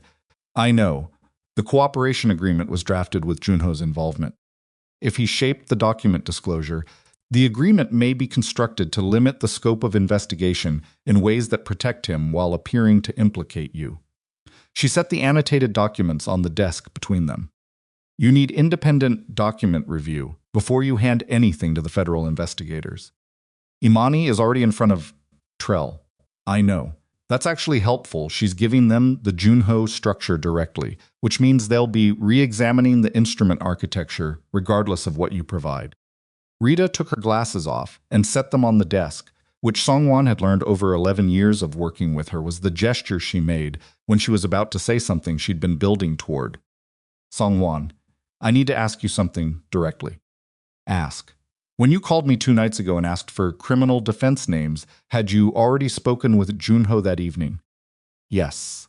He came at 10, and the information he gave you about the inquiry, the instruments, the timeline, the nature of the federal investigation, how did you know it was accurate?" Song-hwan was quiet. "Because he told you," Rita said. "He told you what you needed to know to make the decision he wanted you to make. He gave you a version of the situation that made cooperation look like the only path, and he positioned himself as the person helping you navigate it." She put her glasses back on. "He's been running this organization from inside your organization. For how long has he been with you?" 11 years. And in 11 years, how many decisions did you make that he helped shape? The answer to that was not a number Seong-hwan could produce quickly, because it wasn't a number. It was a structure, 11 years of operational decisions, in which Junho had occupied the specific position of the man who managed the things Seong-hwan preferred not to manage directly. The Mujin operations, the gray area financing, The relationships with people whose usefulness depended on their not being examined too closely. Songwon had been the face, the name, the authority. Junho had been the architecture. He needed me to stay in the position I was in, Songwon said. Not because he respected my authority, because my name and my legitimacy were the thing that made the architecture work. The same way he needed Imani's name on those instruments, Rita said. The parallel landed like something physical. Songhwan's absorbed it without visible reaction, which cost him more than it would have 6 days ago before a dinner party that had rearranged everything. I need to find out what documentation he's been preparing, Songhwan said. Carefully, Rita said, and not directly. Then how? Through James Wu. He has access to the document production system. If Junho has been pulling and curating records for the last 3 weeks, the access logs will show it. She leaned forward. Get me the access logs today. James Wu delivered the access logs at noon. He brought them to a coffee shop 3 blocks from the tower, not the corporate headquarters, not anywhere connected to the big name in a folder, inside a laptop bag, the particular casualness of a careful man. He set them on the table between himself and Rita and said, I need to know I'm not going to be the person who gets buried in whatever comes next. Witness, Rita said, you've been doing your job. You flagged the risk memo. You preserved the 12-page analysis. You produced documentation when asked. She looked at him directly. You're not the problem. James opened the folder. The access logs covered 22 days. Junho had logged into the document production system 47 times in that period, an extraordinary number compared to his normal access pattern of 2 or 3 times per month. He'd pulled records from specific date ranges, specific instrument files.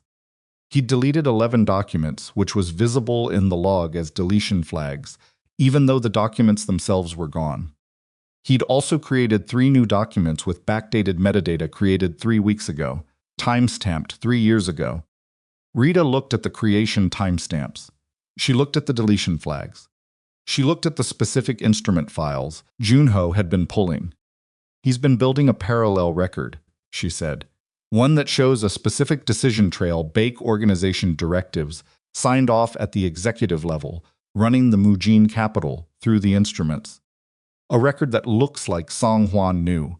That implicates the corporate decision-making chain rather than the operational structure Junho actually built. James said nothing. He had the look of a man who had suspected something and had hoped very hard he was wrong. The deleted documents, Rita said. Do you know what they were? I can guess. James's voice was careful. There were correspondence files, internal memos about the refinancing structure from 3 years ago. I remember them because I was asked to route them to the executive floor, and they came back marked reviewed. He paused. I don't know who reviewed them. At the time, I assumed it was standard. But if those memos showed the decision about the instrument structure was made at the operational level rather than the executive level, then deleting them removes the evidence that Songhwan wasn't fully informed. James looked at the table. Yes. Rita closed the folder. I need this in front of Trell's office in the next 2 hours. Before Junho has any indication we have the access logs. She looked at James. He looked back. Are you willing to walk this into a federal office? She said. James was quiet for a long moment. 30 years of working inside all organizations that operated on the principle of institutional loyalty, of knowing things and keeping them contained because that was how survived inside a certain kind of power structure. Yes, he said. Junho found out at 3:14 in the afternoon. Seong-hwan was in his private office when Taijun, his head of security, who had been quietly reassigned to monitoring Junho's movements since the previous night, sent a 2-word text. He knows. Seong-hwan stood. He picked up the phone and called Trell's office directly, not through Rita, not through channels. Directly, the number Trell had left with Cambria, and which Cambria had passed to Rita, who had passed it to Seong-hwan that morning. Trell picked up. Junho knows the access logs were pulled, Song-hwan said. If he has anything else he needs to move or delete, he's moving it now. We have a team at the building, Trell said. Document preservation order was filed 40 minutes ago. He can't delete anything from the production system. What about his personal devices? A pause. We're working on that. Trell's voice had the controlled urgency of someone managing multiple active fronts. Where are you right now? My private office. 2 floors below the corporate floor. Stay there. Don't interact with Junho. Don't let your security team interact with him. If he attempts to make contact, call me. Understood. He stayed there. For 20 minutes, he sat in his private office and did nothing, which was one of the most physically difficult things he'd done in recent memory. He was a man built for action, for the decisive move, the applied pressure, the problem approached directly and forced to resolve. Sitting still while the architecture he'd spent 11 years building came apart 2 floors above him required a kind of sustained stillness he didn't naturally possess. His phone buzzed. Tae-jun, he's leaving the building. Songwon stood. He called Trell. He's leaving the tower, he said. I see it, Trell said. There was background noise on the line now movement, voices at a remove. We have eyes on him. Are you going to? We're handling it. Trell's voice went clipped. Stay where you are. He stayed where he was. He heard the sirens 9 minutes later, not dramatically close, not directly outside, but the specific direction and distance of the Bake Meridian Tower's underground exit, where a man who had spent 11 years managing the things that couldn't bear direct examination was discovering what happened when the examination arrived anyway. The executive conference room on the 42nd floor at 4 in the afternoon looked like a space that had survived a storm. Documents across the table, laptops open, 3 attorneys from Rita's firm working alongside 2 corporate counsels. Coffee cups accumulating, the preserved system records visible on a shared screen at the end of the room. Imani came in at 4:15. She'd been at the federal field office until 1, then at Cambria's own offices for 2 hours after. She'd changed not dramatically, the same focused precision she always brought to rooms like this. But her face had the specific tightness of a person who had been in high-stakes conversations for 6 hours straight and was operating on something beyond ordinary energy. She looked at the room, at the documents, at Seong Hwan standing at the window. He turned when she came in. They have him, he said. I know. Trell called Cambria. She walked to the table and set her bag down. The backdated documents are in the federal record. James's testimony about the deletion flags is in the federal record. She looked at Seong Hwan. Your cooperation agreement needs to be rewritten. Completely. The version Junho helped shape is compromised.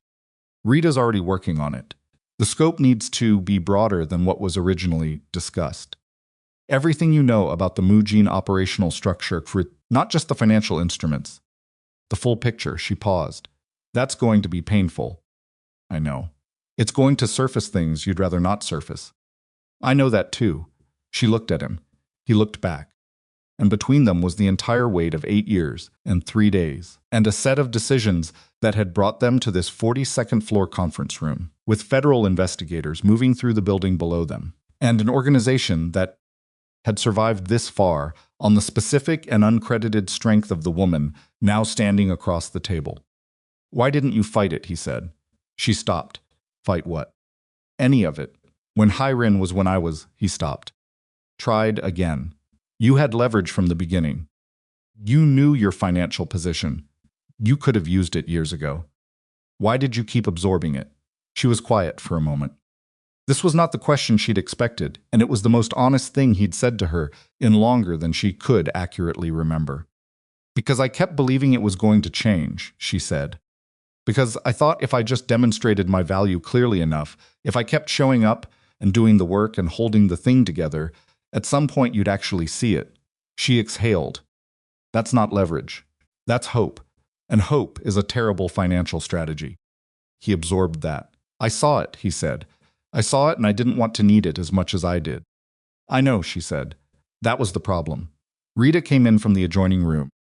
She looked between them, read the room with the efficiency of a woman who had been reading complicated rooms for 30 years, and said, we need to go through the cooperation agreement.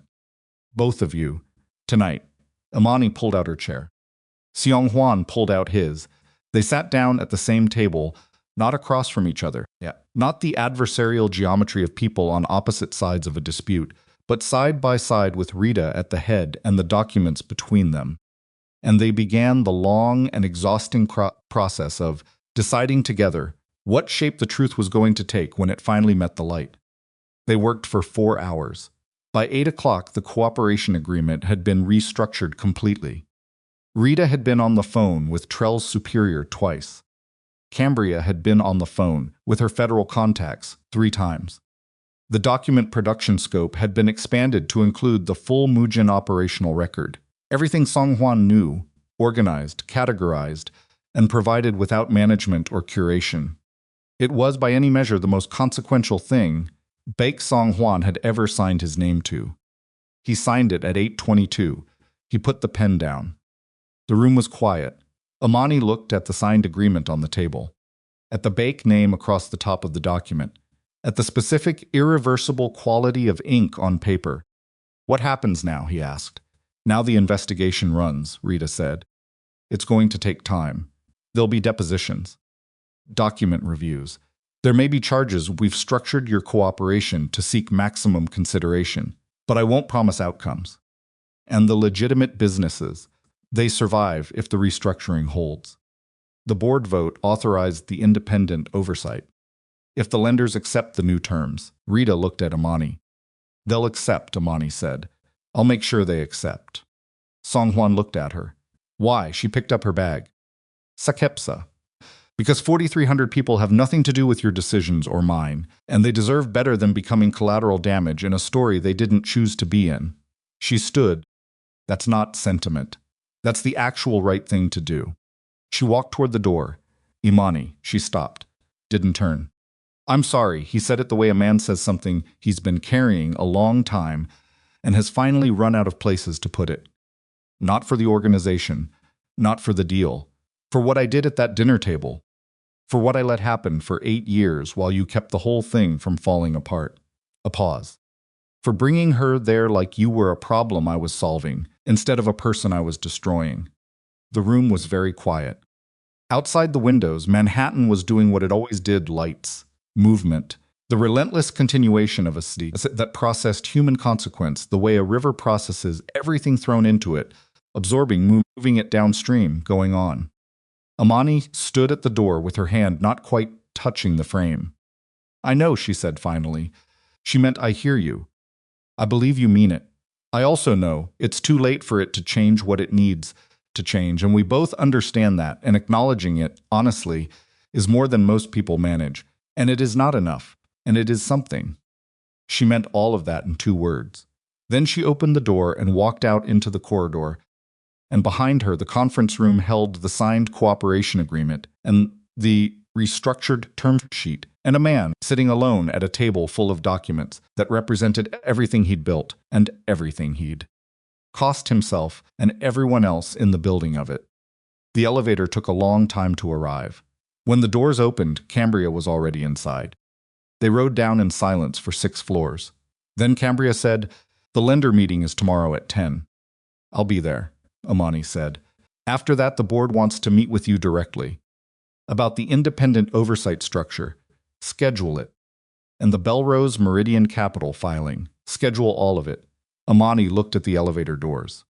One thing at a time. The elevator reached the lobby. The doors opened.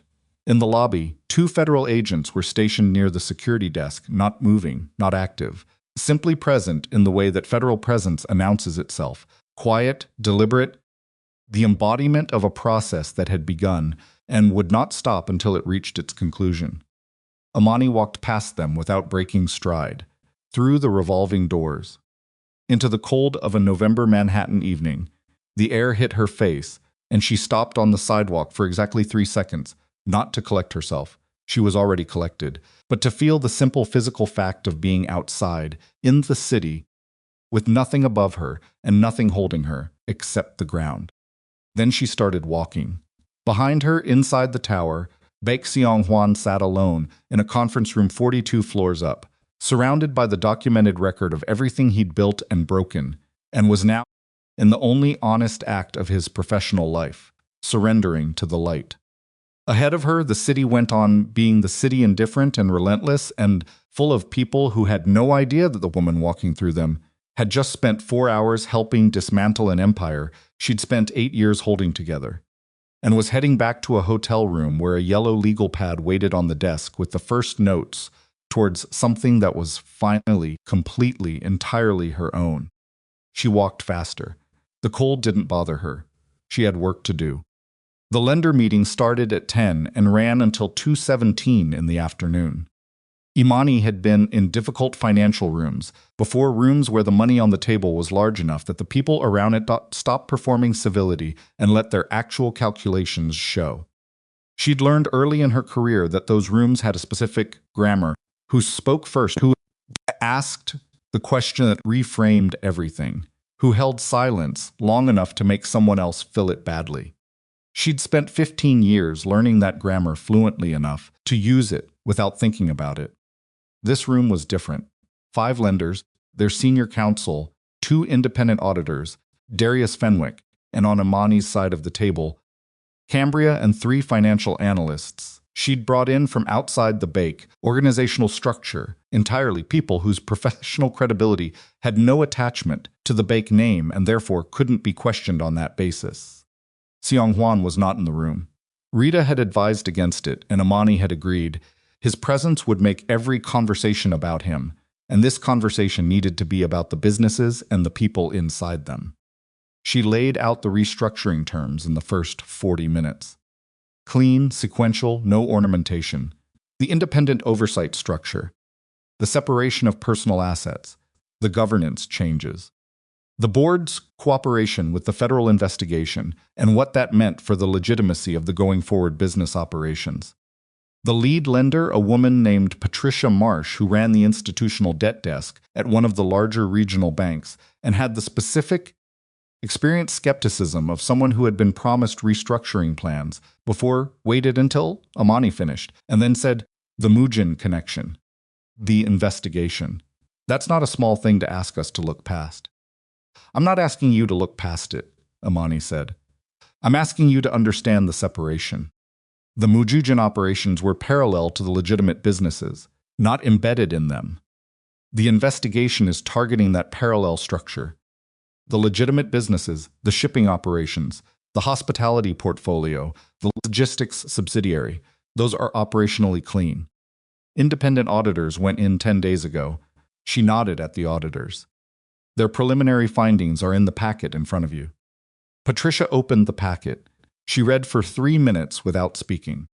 The cross-collateral exposure from the Seoul acquisition, she said, has been restructured. The Seoul assets are being separated and will be sold at a managed discount to clear the obligation. The proceeds cover the lead tranche. The domestic portfolio is no longer cross-collateralized. Imani paused. The domestic portfolio is cash flow positive. It has been cash flow positive for 6 of the last 7 years. The 1 year it wasn't, it was because of an overextended acquisition that the financial analysis at the time recommended against. Recommended against by whom? By me. She said it without emphasis. In writing. In March of last year. You can see the document in the packet. Patricia looked at the document. She looked at Imani. You're sitting here restructuring the debt of an organization whose decisions you were advising against, she said. Not accusatory, more like a woman trying to locate the shape of something she didn't quite have the geometry for yet. I'm sitting here making sure 4,300 employees keep their jobs, Imani said. My personal history with the organization's decision-making is in the record. It's not what we're here to talk about. A silence. Darius Fenwick, who had been quiet for most of the morning, looked at the table with the expression of a man who was revising several assessments simultaneously.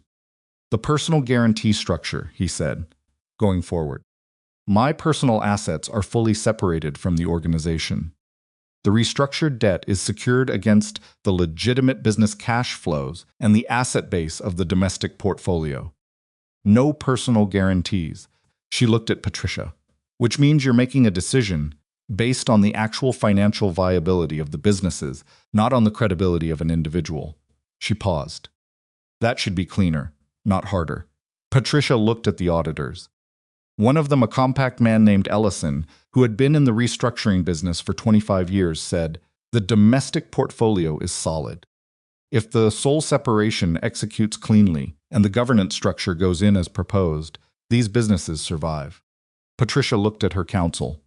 Something moved between them, the private language of two people who had worked together long enough to communicate in gestures. "Give us an hour," Patricia said. Imani stood.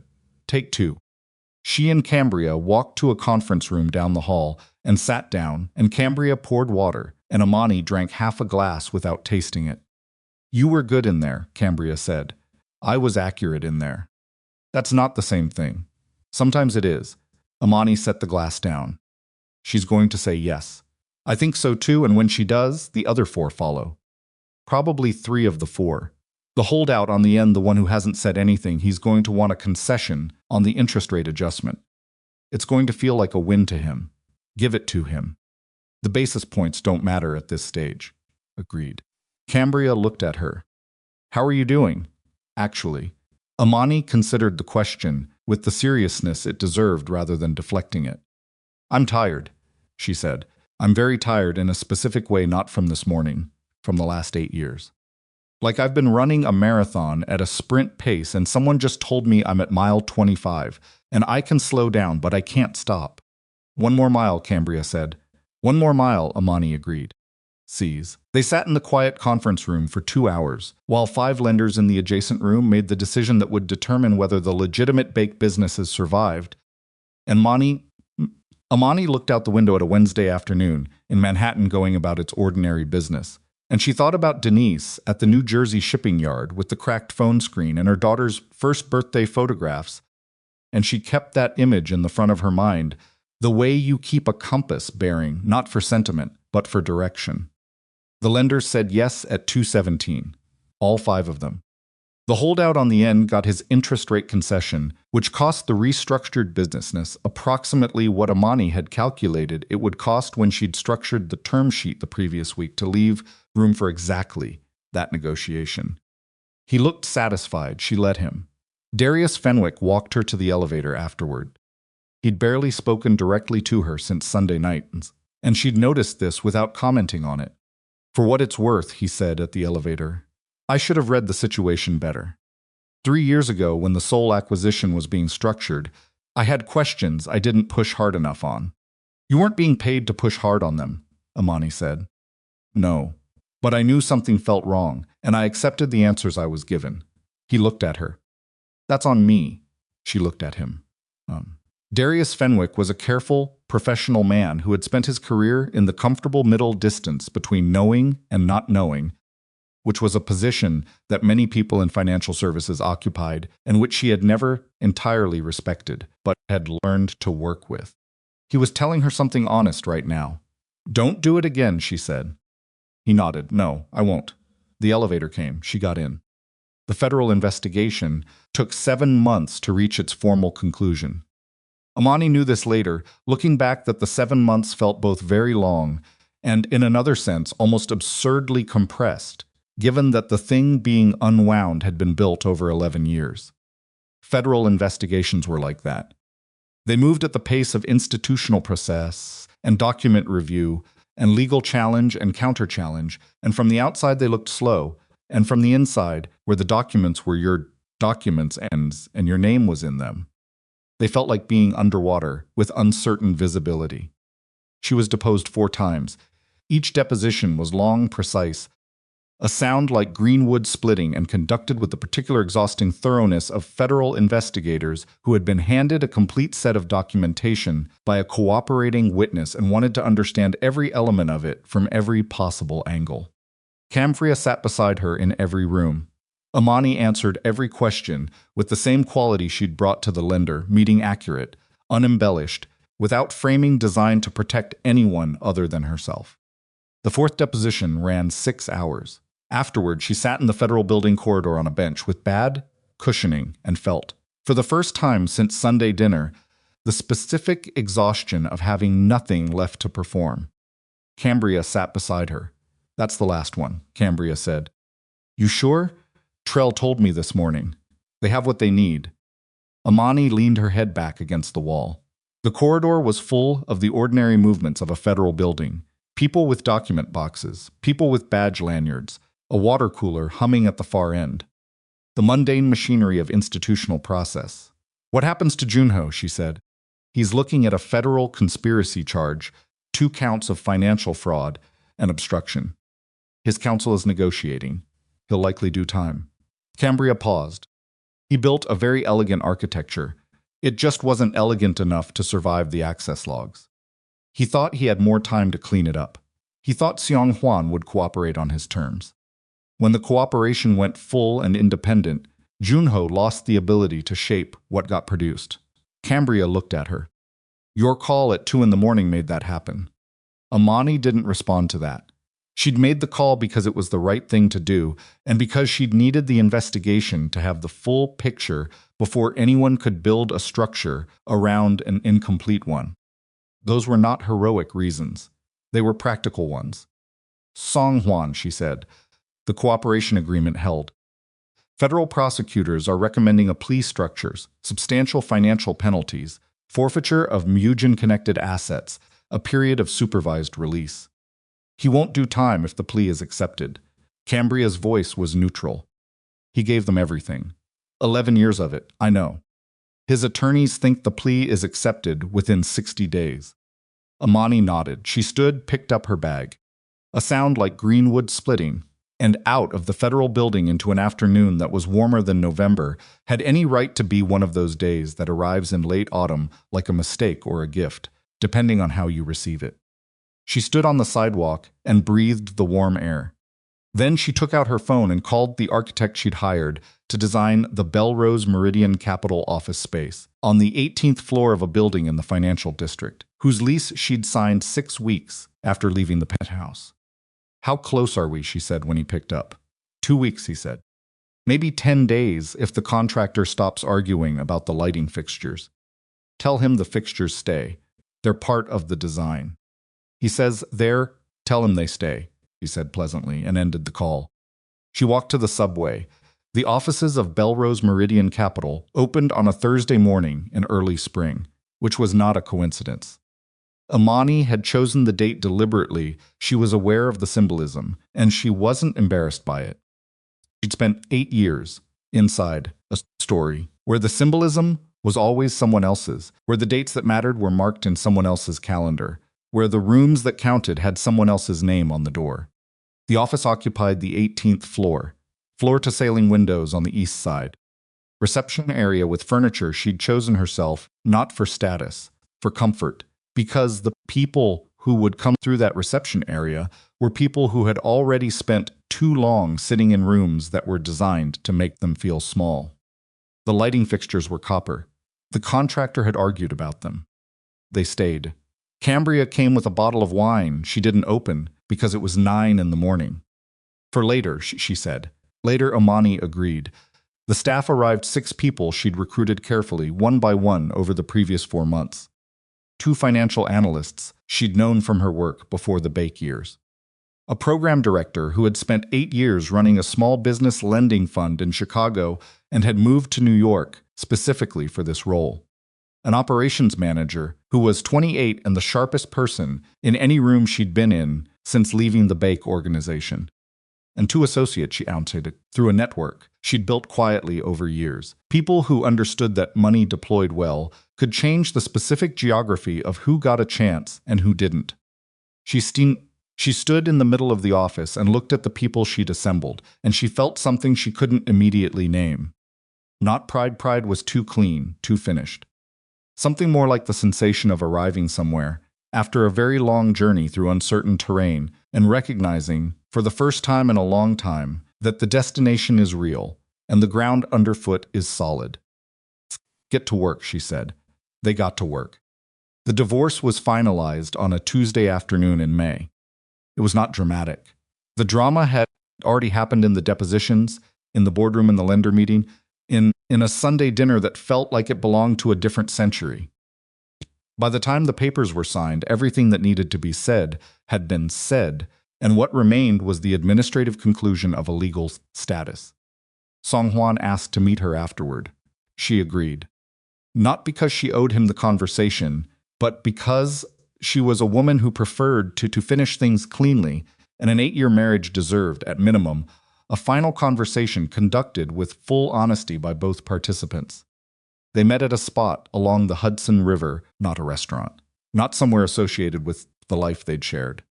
An outdoor space, open air, the river moving beside them with the indifference that bodies of water maintain toward human arrangements. He looked different. Not broken, she'd wondered if he would look broken, and she found that she was glad he didn't, because broken wasn't useful and wasn't what she wanted for him even now. He looked reduced, in the specific sense that a person looks reduced when the external architecture propping them up has been removed, and what's left is closer to what was always actually there. He looked like a man who had spent 7 months facing the full record of his decisions and had arrived at something genuine on the other side of that. He was alone, no security, no attorneys, no Tae-jun waiting at a distance. She noticed this. He held out her wedding ring. She'd left it on the table at the penthouse, and he'd picked it up that night and carried it through 7 months of his instigation and depositions and restructuring meetings. And she'd known he had it and hadn't asked for it because she didn't need it back, and she wasn't sure what returning it meant, and she hadn't wanted to have that conversation until they were standing somewhere that made the conversation honest. She took it, held it for a moment. The weight of it was less than she remembered. The plea was accepted, he said. I know. Rita called Cambria. 5 years supervised release. The financial penalties, he stopped. It's significant. The Mujin assets, the connected accounts, most of what I accumulated outside the legitimate businesses. He looked at the river. The legitimate businesses are profitable. The restructuring worked. The businesses did the work, she said. They were always viable. They just needed to be run on honest terms. He nodded. Hi, Rin, he said. Imani waited. She asked me to tell you she wants to apologize.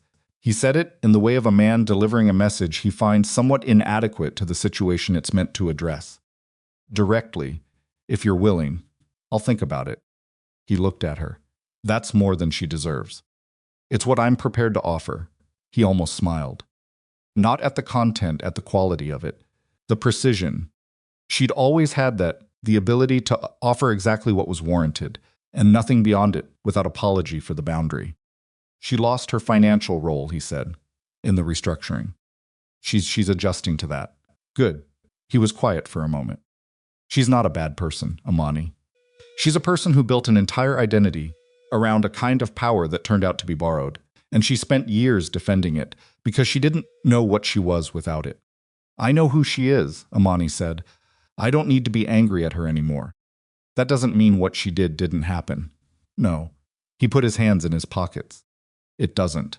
They stood side by side looking at the river for a while. Not close. The distance of two people who know each other very well and have chosen something other than proximity. I spent 8 years, Imani said finally, rescuing you. Not because you asked. Because I thought if I kept showing up and doing the work, that proved I deserved to be loved. She said it without particular emotion, not coldly, just at the temperature of something that had been looked at clearly enough that it no longer needed to be performed. That's not love. That's a transaction with yourself. You pay and keep a running tab of what you're owed, and the bill never gets settled, and eventually you have to decide whether you're going to keep paying. He looked at her. I exploited that, yes, not consciously. But that's not a defense. No, it isn't. He looked back at the river. I exploited it because acknowledging what you were doing for me meant acknowledging how much I needed it. And needing something that much, needing a person that much, felt like being less than what I'd built myself to be. He exhaled. That's a deeply stupid way to live. It's a human way to live, she said. It's also deeply stupid. He looked at her again. And there was something between them. And there was something between them now that hadn't been there even at the best moments of the marriage, the specific, stripped quality of two people who have nothing left to perform at each other. No positions to defend. No versions of themselves maintained for the other's benefit. Just the raw, accurate shape of who they actually were, standing beside a river in May. I'm not going to ask you to reconsider, he said. I know. I'm not going to tell you I've changed. That's something you demonstrate, not announce. Also true. I'm going to tell you. He stopped. Started again. Belrose Meridian is going to be extraordinary. I've been reading about the funding rounds you've closed. The portfolio. A pause. You were always going to build something like that. I took 8 years away from it. She looked at him steadily. You didn't take them. I gave them. She said it carefully, because it was true, and it mattered that it was true, that she hadn't been a passive victim of his decisions, but an active participant in the arrangement, one who had her own reasons for staying, her own failures of self-honesty. I gave them because I was afraid that what I was building on my own wouldn't be enough to justify myself. I needed the size of your world to feel substantial. She paused. That was my problem. Not yours to fix. Mine to understand. He was quiet. We were a very bad combination, she said. In specific, complementary ways. Yes, and we're not a combination anymore. No. She looked at the ring in her hand, at the river. At the skyline beyond it, the particular, relentless density of Manhattan, the city that had held their entire shared story and would go on holding other people's stories without adjustment. She closed her fingers around the ring for a moment. Then she opened them and looked at it one more time. Then she put it in her jacket pocket, not as a keepsake, as an artifact. The way you keep something that represents a chapter of your life, not because you want to return to the chapter, but because you don't need to pretend it didn't happen. It happened. It cost what it cost. She paid what she paid, and so did he, and what remained now was not the marriage, but whatever each of them would make of themselves without it. Take care of yourself, she said. You too. She walked back toward the street. She didn't look back. Not out of drama, simply because she'd already looked at everything that mattered, and there was nothing left behind her that she needed to see. Hyrin came to the Belrose Meridian Capital office on a Wednesday morning in June. She came alone. No social attachés, no carefully selected outfit calibrated for power. She wore a plain dark dress and carried a bag that was expensive but undemonstrative, and she arrived at the 18th floor reception and gave her name to the reception area and gave her name to the receptionist with a precision that suggested it cost her something to use only her name and not any of the titles she'd spent a lifetime assembling around it. Imani had her brought to the small conference room off the main office, not the formal one, the one with the good light and the round table, the one she used for conversations she wanted to feel human. Hyrin sat down. She looked at the room, at the copper light fixtures, at Imani's name on the frosted glass of the conference room, wall Belrose Meridian Capital, in clean, unornamented lettering. You built this quickly, she said. I'd been planning it for years, Imani said. I just needed to stop planning and start. Hyrin looked at her hands. They were folded, on the table controlled, as everything about Hyrin was controlled, except that the control itself looked different now. Less like authority and more like effort. I want to apologize, Hyrin said. Imani waited. I treated you as an inconvenience for 8 years, Hyrin continued. As something my son had attached to himself that didn't fit the idea I had of what his life should look like. She paused. The idea was about me, about what I thought I deserved to have reflected back at me through his choices. Another pause. I knew what you were doing for the organization, for the family. I knew the scope of your financial involvement. I knew that without your participation, several things that I took for granted would not have functioned. She looked up. I allowed myself to benefit from your intelligence and your resources while treating you as if you were lesser.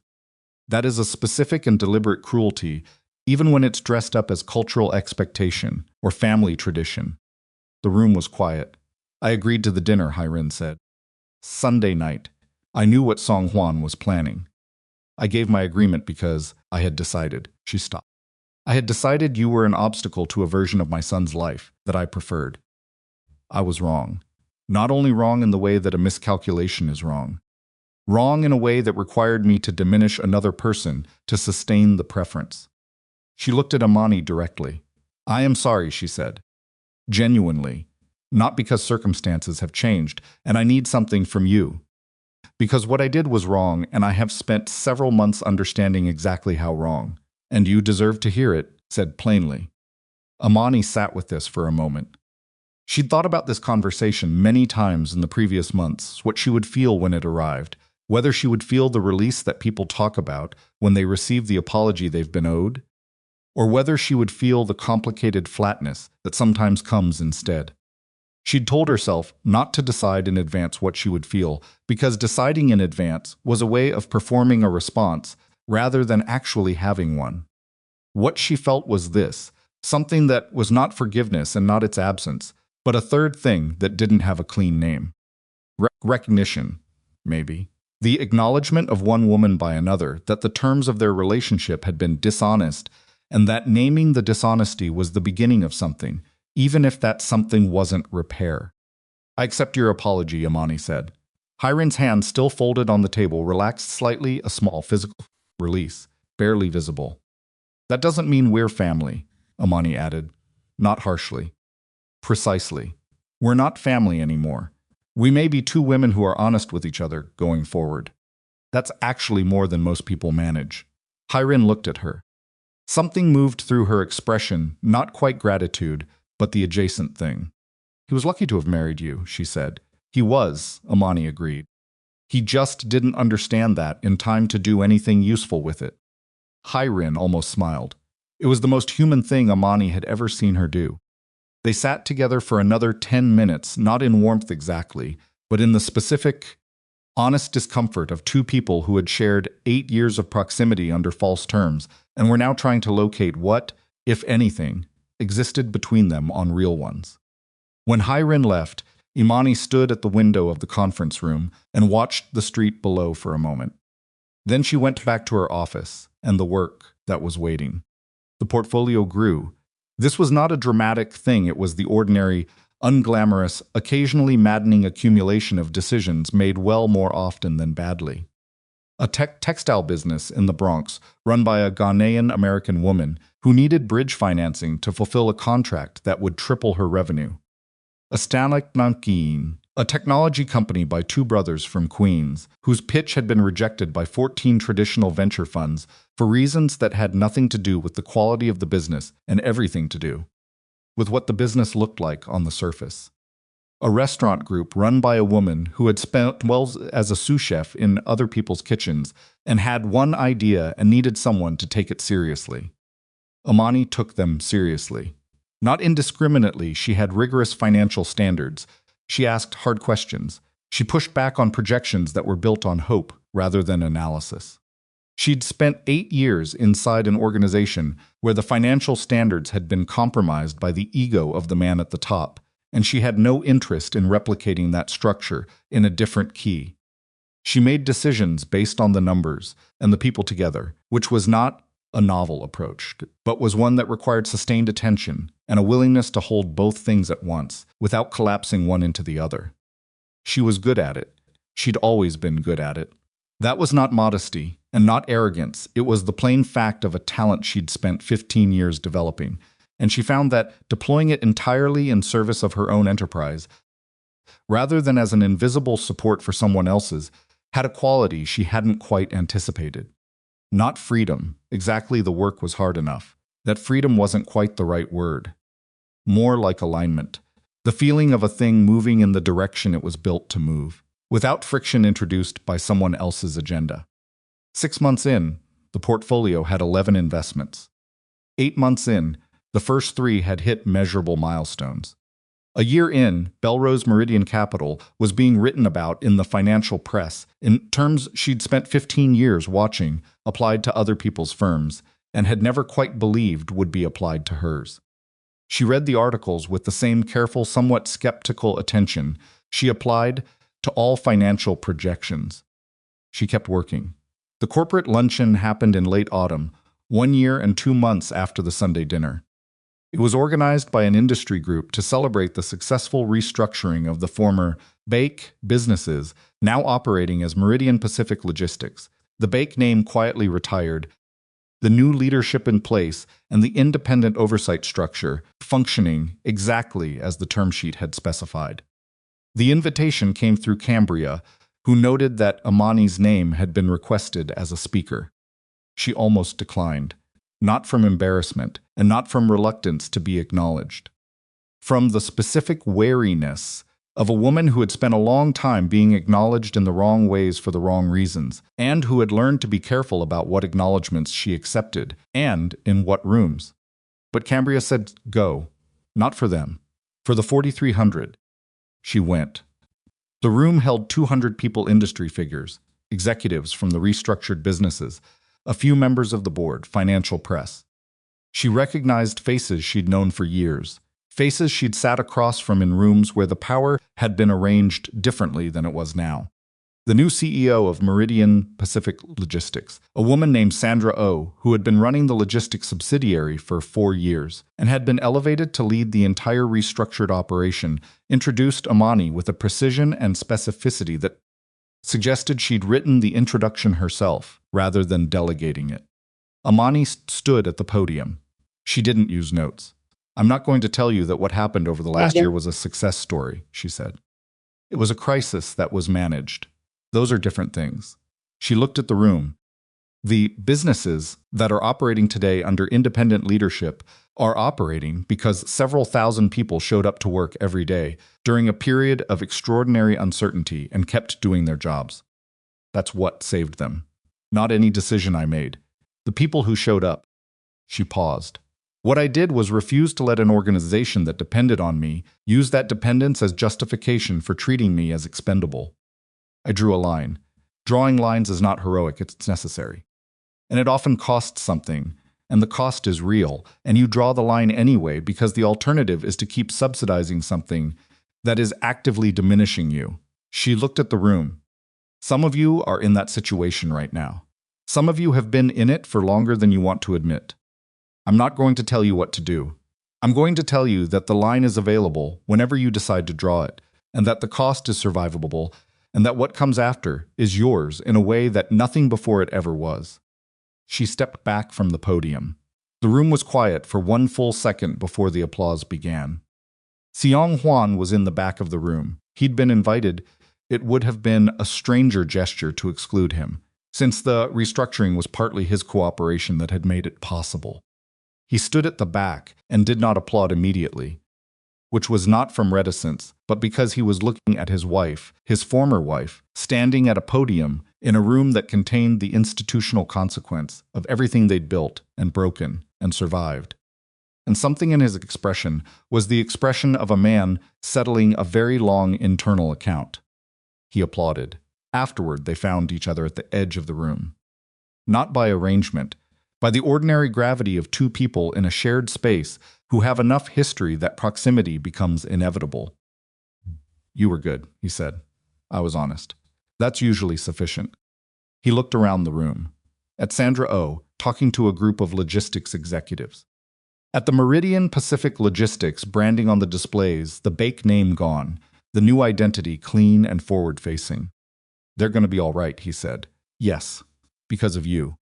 Because of Sandra Oh and the 4,300 people who showed up, she said. I keep saying that. I know. I'm saying something different. He looked at her.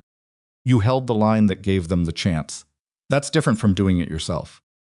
She acknowledged this with a slight nod. It was accurate, and she didn't need to diminish it. How's the portfolio, he said. Growing. The textiles company in the Bronx, I read about that deal. She's going to be exceptional. He nodded. And then, because he was Bake Xiong Huan, and he had never entirely lost the habit of directness, even when it cost him, I'm proud of you. I don't have the right to say that. I know I don't have the right to say it. But it's true, and I've decided I'm going to say true things going forward, even the ones I don't have the right to. She looked at him for a moment. Thank you, she said. Not warmly, not coldly. At the temperature of a thing that was received accurately and acknowledged precisely, which was all it needed to be. They stood there for another moment, just the length of breath it took to understand that this was the final conversation and that it was going to end here, in this room, with both of them still standing. And that was not a small thing. Take care of yourself, Song Huan, she said. You too, Imani. She moved back into the room. He stayed at the edge a while longer. That evening, she returned to the office. The building was mostly empty, a few lights on other floors. The lobby security guard, who nodded when she came through, the elevator that took her to 18 without stopping. She unlocked the office and walked through the quiet of it. The copper fixtures darken, the reception desk empty, the conference room still, the whole space holding the specific quality of a working place at rest. She walked to her office and set her bag down and stood at the east window. Manhattan glittered below her. Not beautifully, she'd never quite trusted beautiful as a descriptor for something as complicated as a city at night. Intensely. The city glittered intensely, the way things glitter when they're too large to look at directly, and you have to take them in pieces. She opened the top drawer of her desk. The wedding ring was there. She'd kept it in the drawer since the day, by the river, not displayed, not hidden, just present, where she did her actual work, which felt like the right place for it. A thing that had happened, cataloged alongside the work she was doing now. She looked at it. She didn't take it out. She thought about the woman she'd been 8 years ago, the woman who had believed in that specific way of people who are very competent and very uncertain simultaneously, that her value would eventually be acknowledged if she just kept demonstrating it clearly enough. The woman who had spent 8 years financing someone else's empire and calling it partnership. The woman who had sat at a dinner table while her husband made the worst decision of his life and had known, somewhere in the body, that she'd been building toward this exit long before she let herself take it. She thought about the woman she was now. The two women were related. Assaulting. They were the same woman, which was the most complicated part. There was no narrative in which the 8 years were wasted entirely, because the 8 years had taught her things that were now operational, that were now in the portfolio, and the term sheets and the speeches and the conversations she had with the entrepreneurs who came through the reception area. You didn't get to keep the lessons and return the tuition. You paid what you paid, and you used what you learned. She closed the drawer. Outside the window, the city continued its intensity. Below her, somewhere in the building lobby, the security guard was probably watching something on his phone. In the Bronx, the textiles entrepreneur was probably working late. In the federal records, Kong Junho's name sat in the documents that had secured his prosecution. In an apartment somewhere on the Upper East Side, or perhaps somewhere else by now, Shaewon was living the life she'd had to build after the version she'd been sold turned out to be unavailable. In the restructured empire with the new name, Sandra Oh was leading 300 honest into a year that would be defined by stability and honest management rather than brilliant, reckless expansion.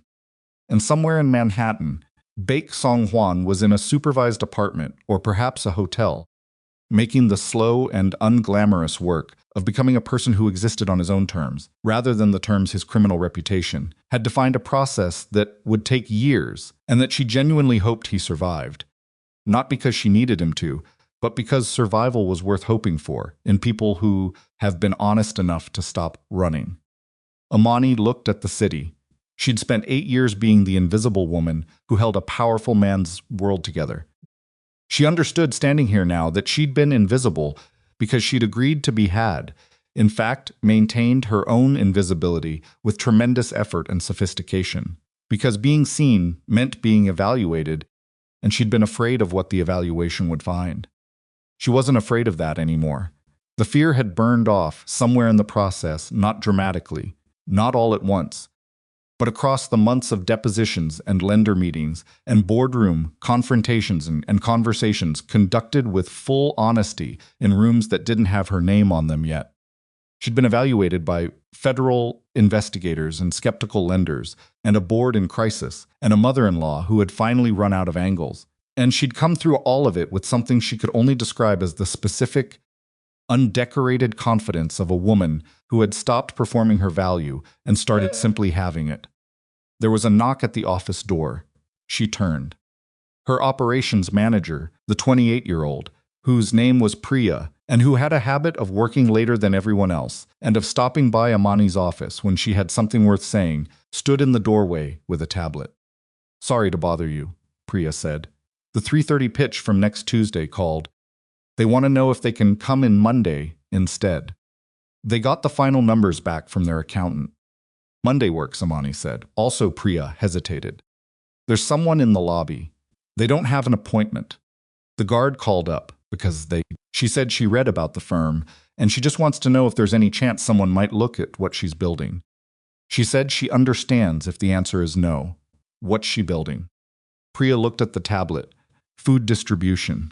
Connecting small urban farmers directly to restaurant supply chains. She's been running it out of her apartment for 2 years.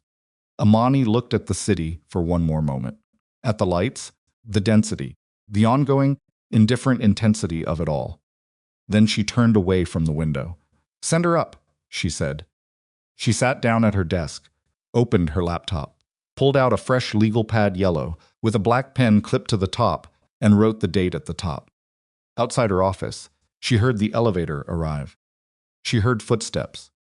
She heard the sound of someone who had been told no by enough people that being told yes had begun to feel like a language she didn't speak anymore. Arriving in a building with copper light fixtures and a woman's name on the frosted glass, coming to ask one more time if someone would look at what she was building and decide it was worth believing in. Imani picked up the pen. The door opened. "Come in," she said. "Tell me everything."